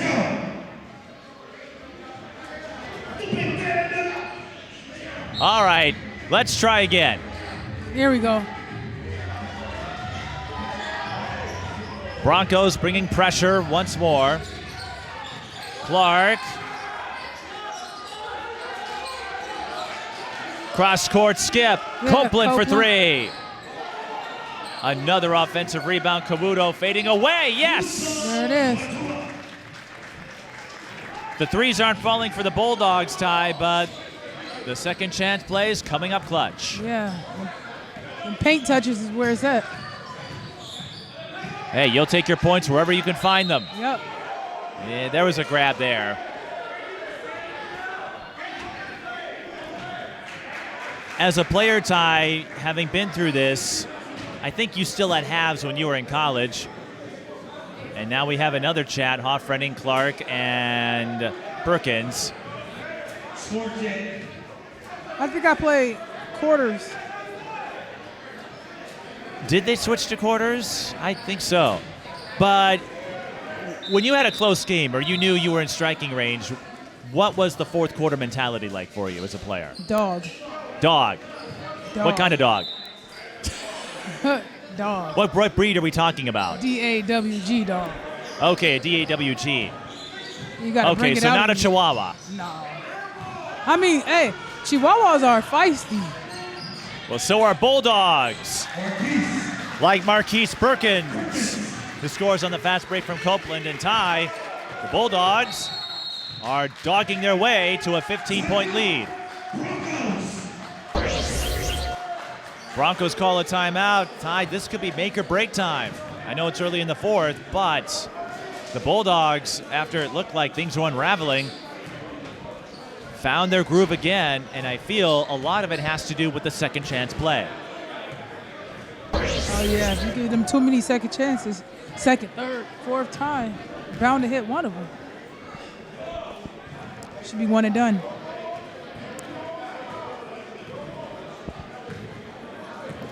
Again, winner will advance to the second round. Chicago will be the opponent. If the Bulldogs win, we'll have it here. And then you'll have to put up with me one more time. If the Broncos win, Chicago would host. Either way, we're seeing these two play their hearts out. I had a feeling there were going to be plenty of emotions and intensity laced into a matchup. It's one thing, the playoffs always bring something extra.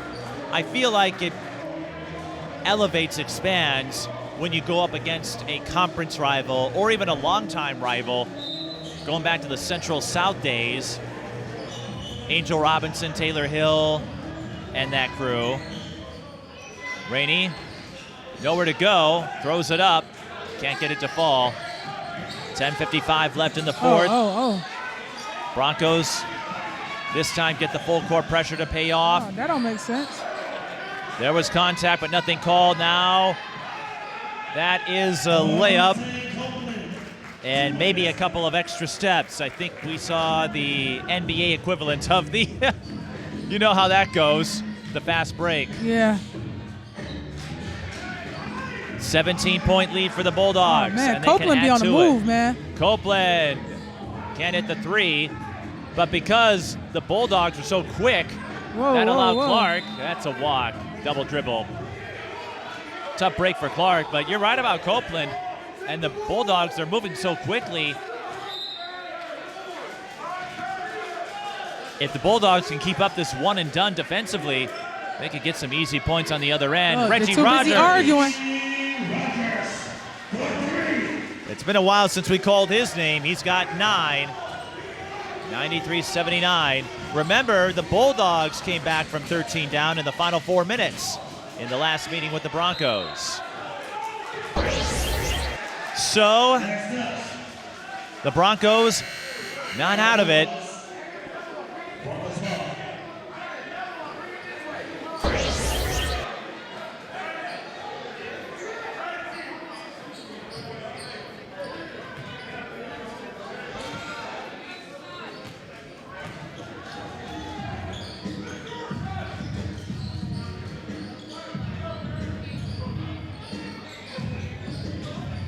.4 margin. Al Haig trying to go back door to Hoffredding. Pass broken up. This is Clark. Going to coast. No. Sam Willis with the one-handed tip. Ty, how many second chance points have the Bulldogs tallied? I don't know, but you can't get those up, especially to one of the shorter people on the court. It feels like 6-7, doesn't it? Yeah, it feels like 6-7. Garcia, not there. Look, there's Copeland. Again. Vontae Copeland has quickly built up 14 points every time, Ty. Vontae, you noted this a couple plays ago. He's the first one running down court. Yep. Reggie Rogers, another three, another splash. Those threes are helping the Broncos have a chance. Block. Copeland lost it. But a push.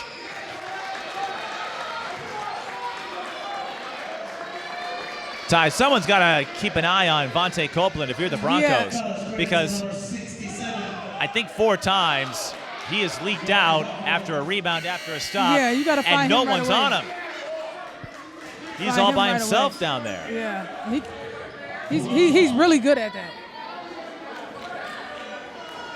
There's a benefit when you have that agility, that speed, and that instinct. If you can score with nobody down court, those are easy points, right? Someone made a 6'7" joke over here. Well, I hope your daughter's taking notes. Yeah, Copeland. I hope she's watching Copeland. No three, but another offensive rebound. The Bulldogs look like the stronger foe right Ooh, that's a now. spin move. Willis cannot convert from short range. Rogers finds Hoffrenning for the bucket. Reggie Rogers with the assist. Hoffrenning with 29. Oh, man.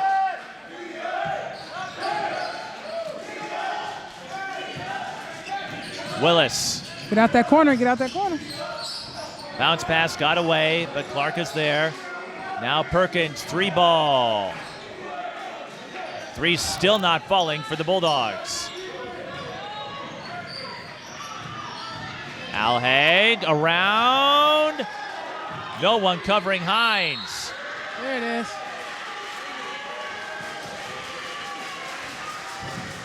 Free throws coming for Decoy, the Minneapolis North graduate. Ty, earlier you were talking about boxing out, and I feel like in that moment, maybe you saw it differently.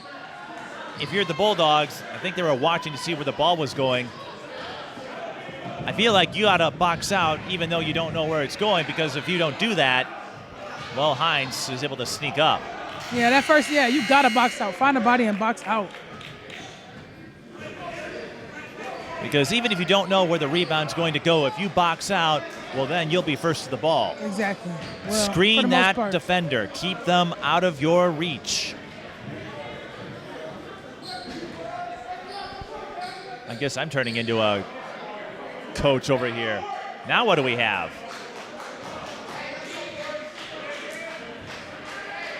Is there something going on the other end? Latrell Love is heading to the locker room. Decoy Hines gets on the board.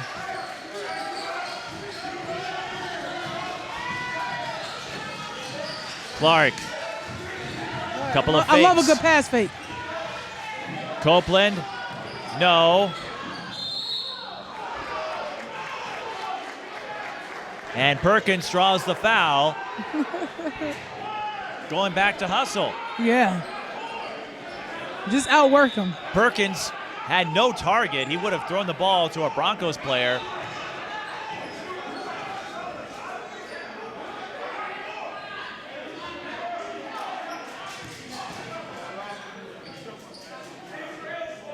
What is Latrell Love talking about?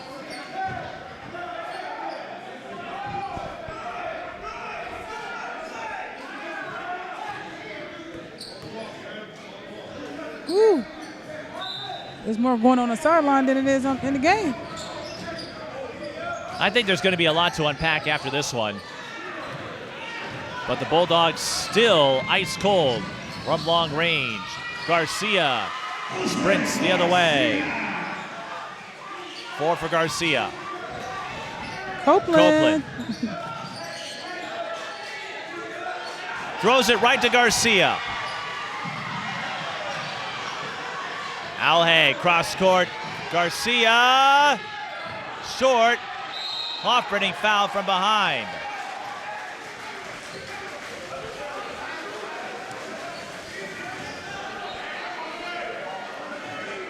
.650 left in the fourth.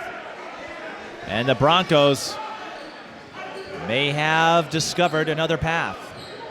Matthew Huntley heads to the line for the Broncos. Shooting 2. Offering 29 points.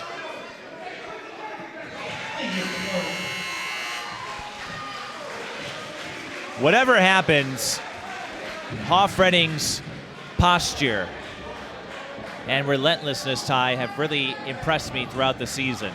Oftentimes, he is one of the leading figures. Yeah, I knew he was going to be like that the first game we did on their game opener.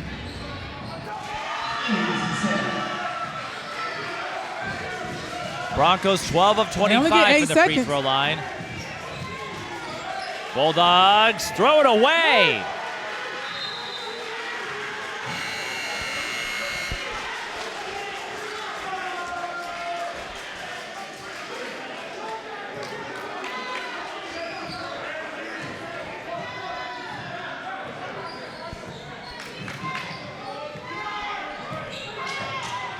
Chance for the Broncos. It's Alhay. Oh, wow. Where's the help defense? With the ISO run. And now the Broncos extending the defense again. We've seen them do this when they feel like the tide is in their favor. Willis underneath. Kawudo with the layup.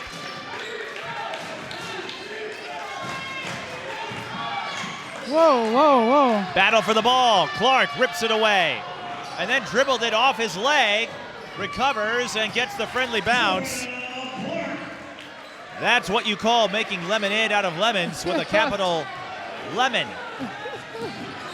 Forget the L, capitalize the whole word. I guess so. Hoffreding, 6-7 for 3.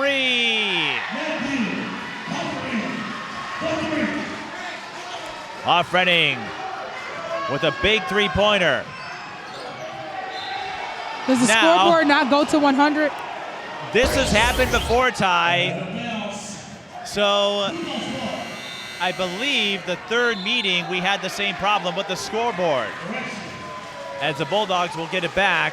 For whatever reason, it does not show 3 digits. So we'll just have to remember that it's 101 to 94. Got you. I've never seen a 94 to 1 score.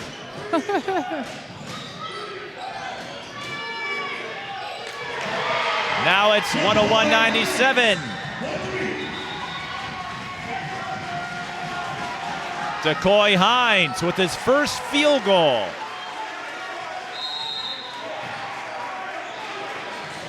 What a time for a tie. Your first field goal. And the steal. Rainey to Rogers. Clean block by Kawudo.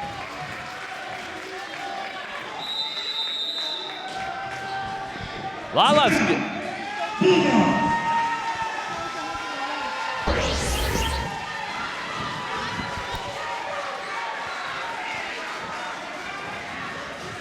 (101-97) timeout.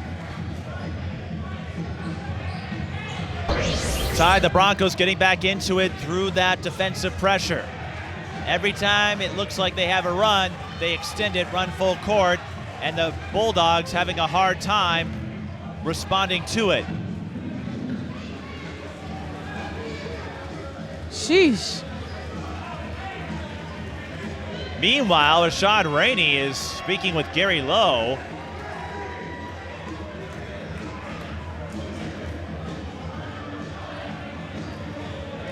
And another staffer is pointing at the net, because a couple of times that net is wrapped around the rim. I think they're asking about it, wondering if the net is set properly.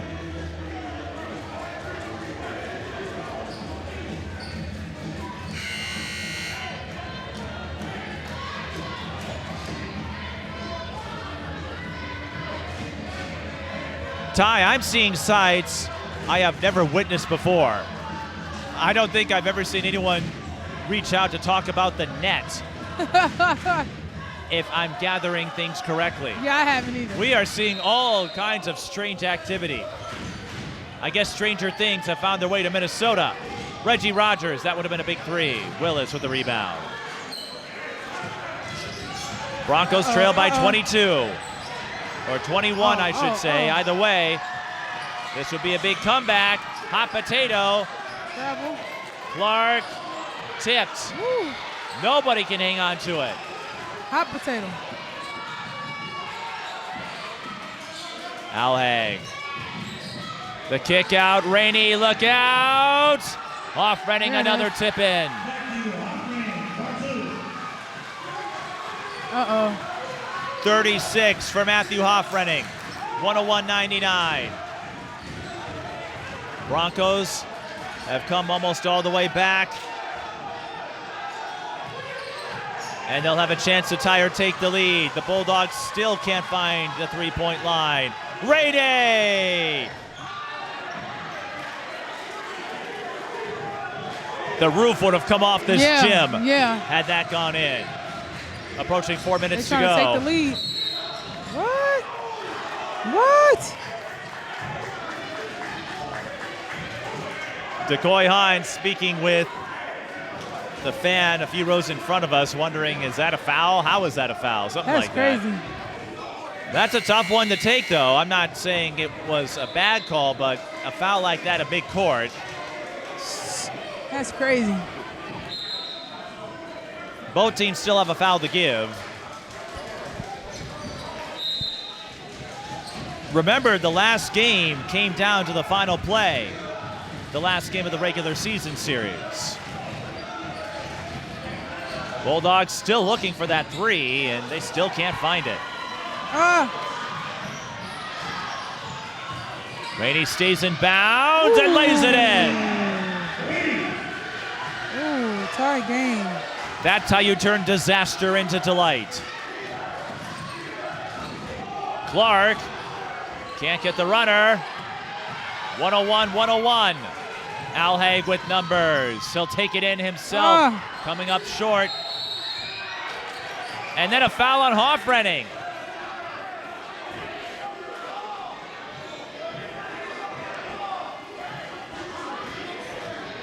Tied the Broncos, even though they've come all the way back from 21 down. Man, 21 down. A couple of ill-advised fouls here. I'm like, I don't think the game been tied since 0-0. No, but now they confirmed the scorebook. The Broncos are in the penalty. The Bulldogs still have one to give. So Willis can shoot two. And the Bulldogs will shoot two the rest of the way.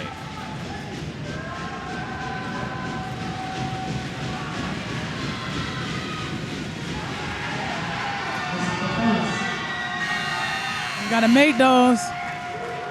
And neither team shooting well. The Broncos, 12 of 25, that's 48%. The Bulldogs shooting just north of 50. Oh, wow. Love. Can't get there. Ooh, Rainey there is there for the layup.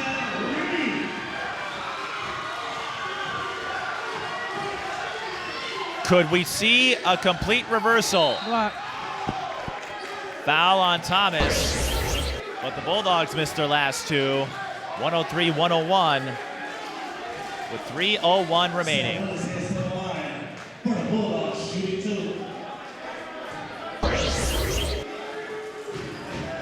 I hope you like fireworks, Ty, because we've had plenty of them in this game. And whoever doesn't win is going to look back on all the free throws that were left empty.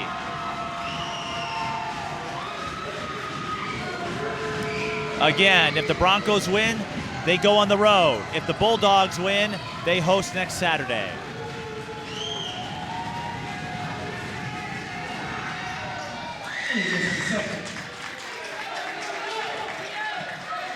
(16 of 30), the Bulldogs are from the line. 103-102.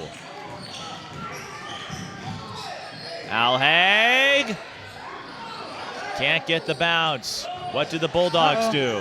They need to put Copeland back in. Oh, he's standing at the table, I think, to go in. Bulldogs get past the timeline. Clark to Love, and one! 2-point basket.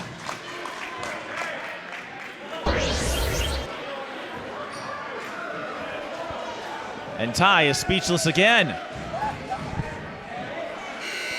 Mike. She can't believe what she's seeing.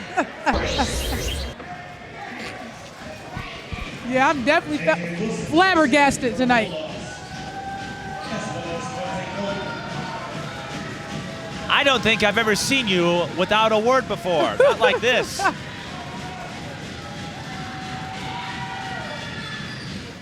Latrell Love completes the three-point play. 105-103.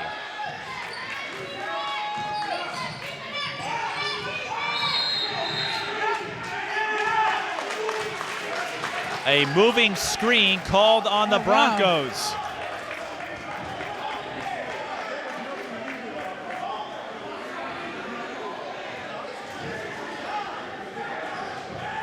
Well, Ty, how much of that dog comes out now? How much of that dog in you comes out now when you have a tight game, 2:24 left? You got to give it your all, or it might be your last. That's probably how Mika approaches her chef occupation. Every recipe, she gives it her all. Oh, for sure. We eat good at home. That's a kickball.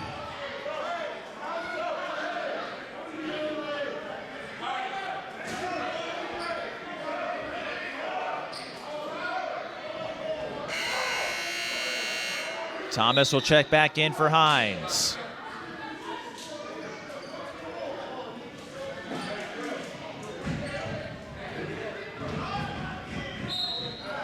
Everyone held in suspense with two teams that have high familiarity with each other. Clark, the runner, yes! Oh, wow.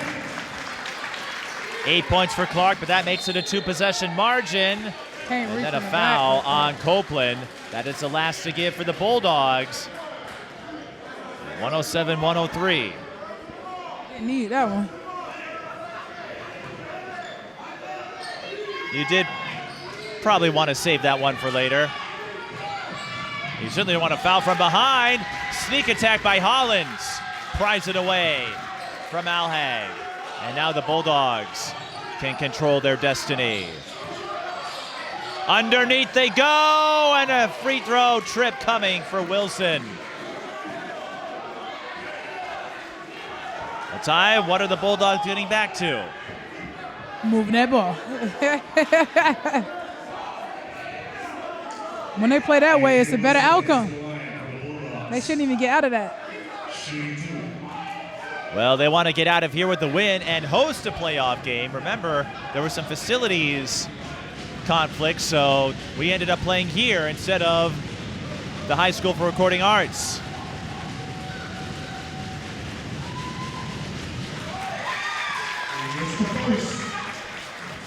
And if the Bulldogs win, they'll host the Chicago Legends at the High School for Recording Arts next Saturday.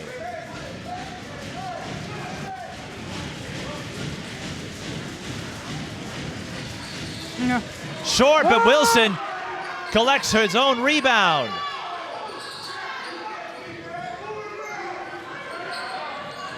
Love makes the catch, goes up and scores. Could that be the dagger? 1:30 to go, 110-103. Broncos. Travel.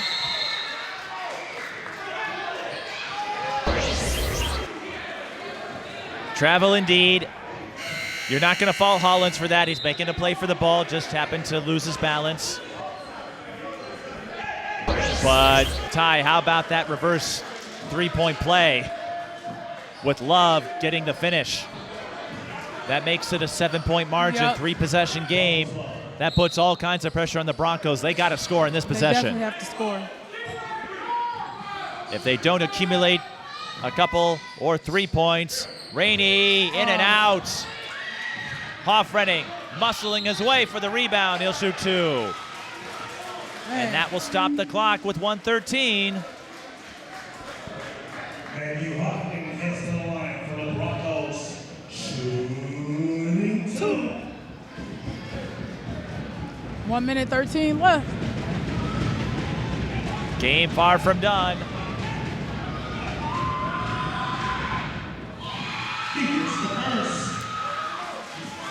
John's got his popcorn ready for this finish. We hope you do. You might need some.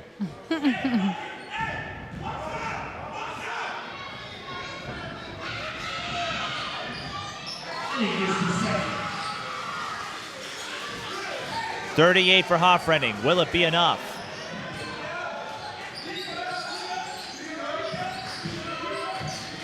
Clark gets past the full court press.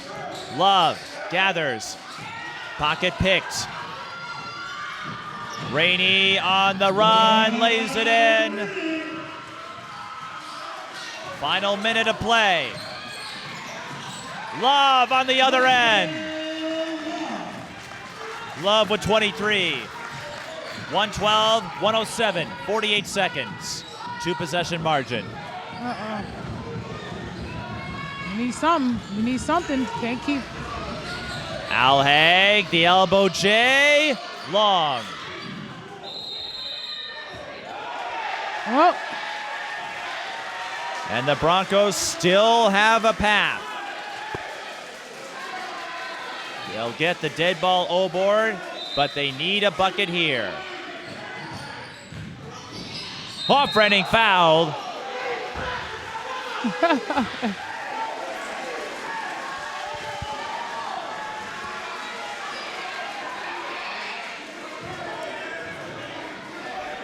Depending on who you're rooting for, I think that influences how you feel about that call. Yep. But Hoffrenning, he's been a solid free throw shooter all game. He makes both. It's a 1 possession game. What was that line violation?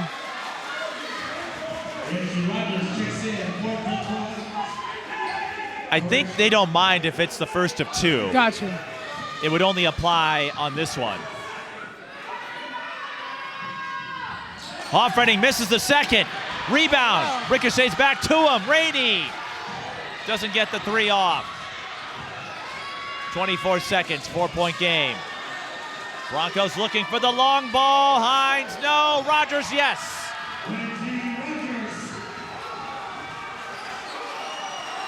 Bulldogs get fouled, and you have to foul now if you're the Broncos. The shot clock off. I mean, with the free throw percentage that's been going on. Right, there are no guarantees. Bulldogs 19 of 33, Broncos 15 of 29. That last layup gives Rogers 14. Hoffrenning leads with 39, Rainey with 22 to lead the Broncos. Jalen Hollins, 7 points, 2 big ones here.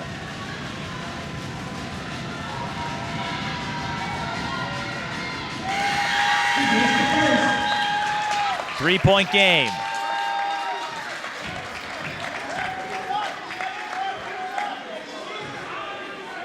You feeling nervous, Ty? Yeah, this is crazy. Well, I wouldn't know it. You look so fixated, locked in like you usually are. That might have sealed the deal right there. Broncos have to score quick, and they throw it away. What the? All right, I think Latrell was trying to sell that one a little bit. Officials aren't falling for it. Latrell is an animated figure, but yeah, that wasn't much of a push. Now you got to foul here, the Broncos, if you can't get the turnover. They're going to run out of time. That's it.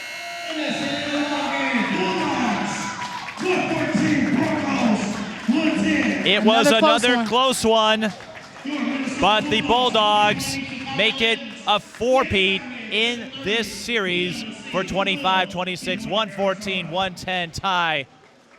What an ending. That was definitely an ending, all right. You want to do this again next Saturday? Let me double check that. if we win on Wednesday, then I play Saturday, so. Right, well, we'll see. It depends on the time of your section game, right? Right. Because they get all over the place, but What an ending to this one. Latrell Love, 23 points to lead the Bulldogs. Copeland, 14. Kawuto, 13. And everyone shaking hands, hugging now. But the Bulldogs held on. Yeah, they did. Yeah, they did. And it goes back to the fulcrum, the foundation. Whenever they were in trouble, they got back to ball movement. That was better than losing by 21. So the Broncos come all the way back, but the Bulldogs hang on for the win, 114-110. Matthew Hoffrenning, 39 points to lead the Broncos. Rainey with 22, Al Haig with 20. But the Broncos season in the MBL comes to an end. The Bulldogs advance to the second round, where they'll take on the Chicago Legends. It will be Saturday night at the High School for Recording Arts, unless I hear otherwise. So we'll see if Ty is able to join us. It depends on how her Harding team does in sections. If you can't make it, well, then we know that means you're moving on to the playoffs, and that's a good problem to have. So that will do it from the Citadel Core Salvation Army Gym. 114-110 the final. The Bulldogs avenge their playoff loss from a year ago and will move on to the second round and host next week the Chicago Legends. For Ty Holt and the rest of the crew, this is Mike Peden thanking you for watching live coverage of MBL Playoff Basketball. We'll see you next Saturday. The Bulldogs moving on.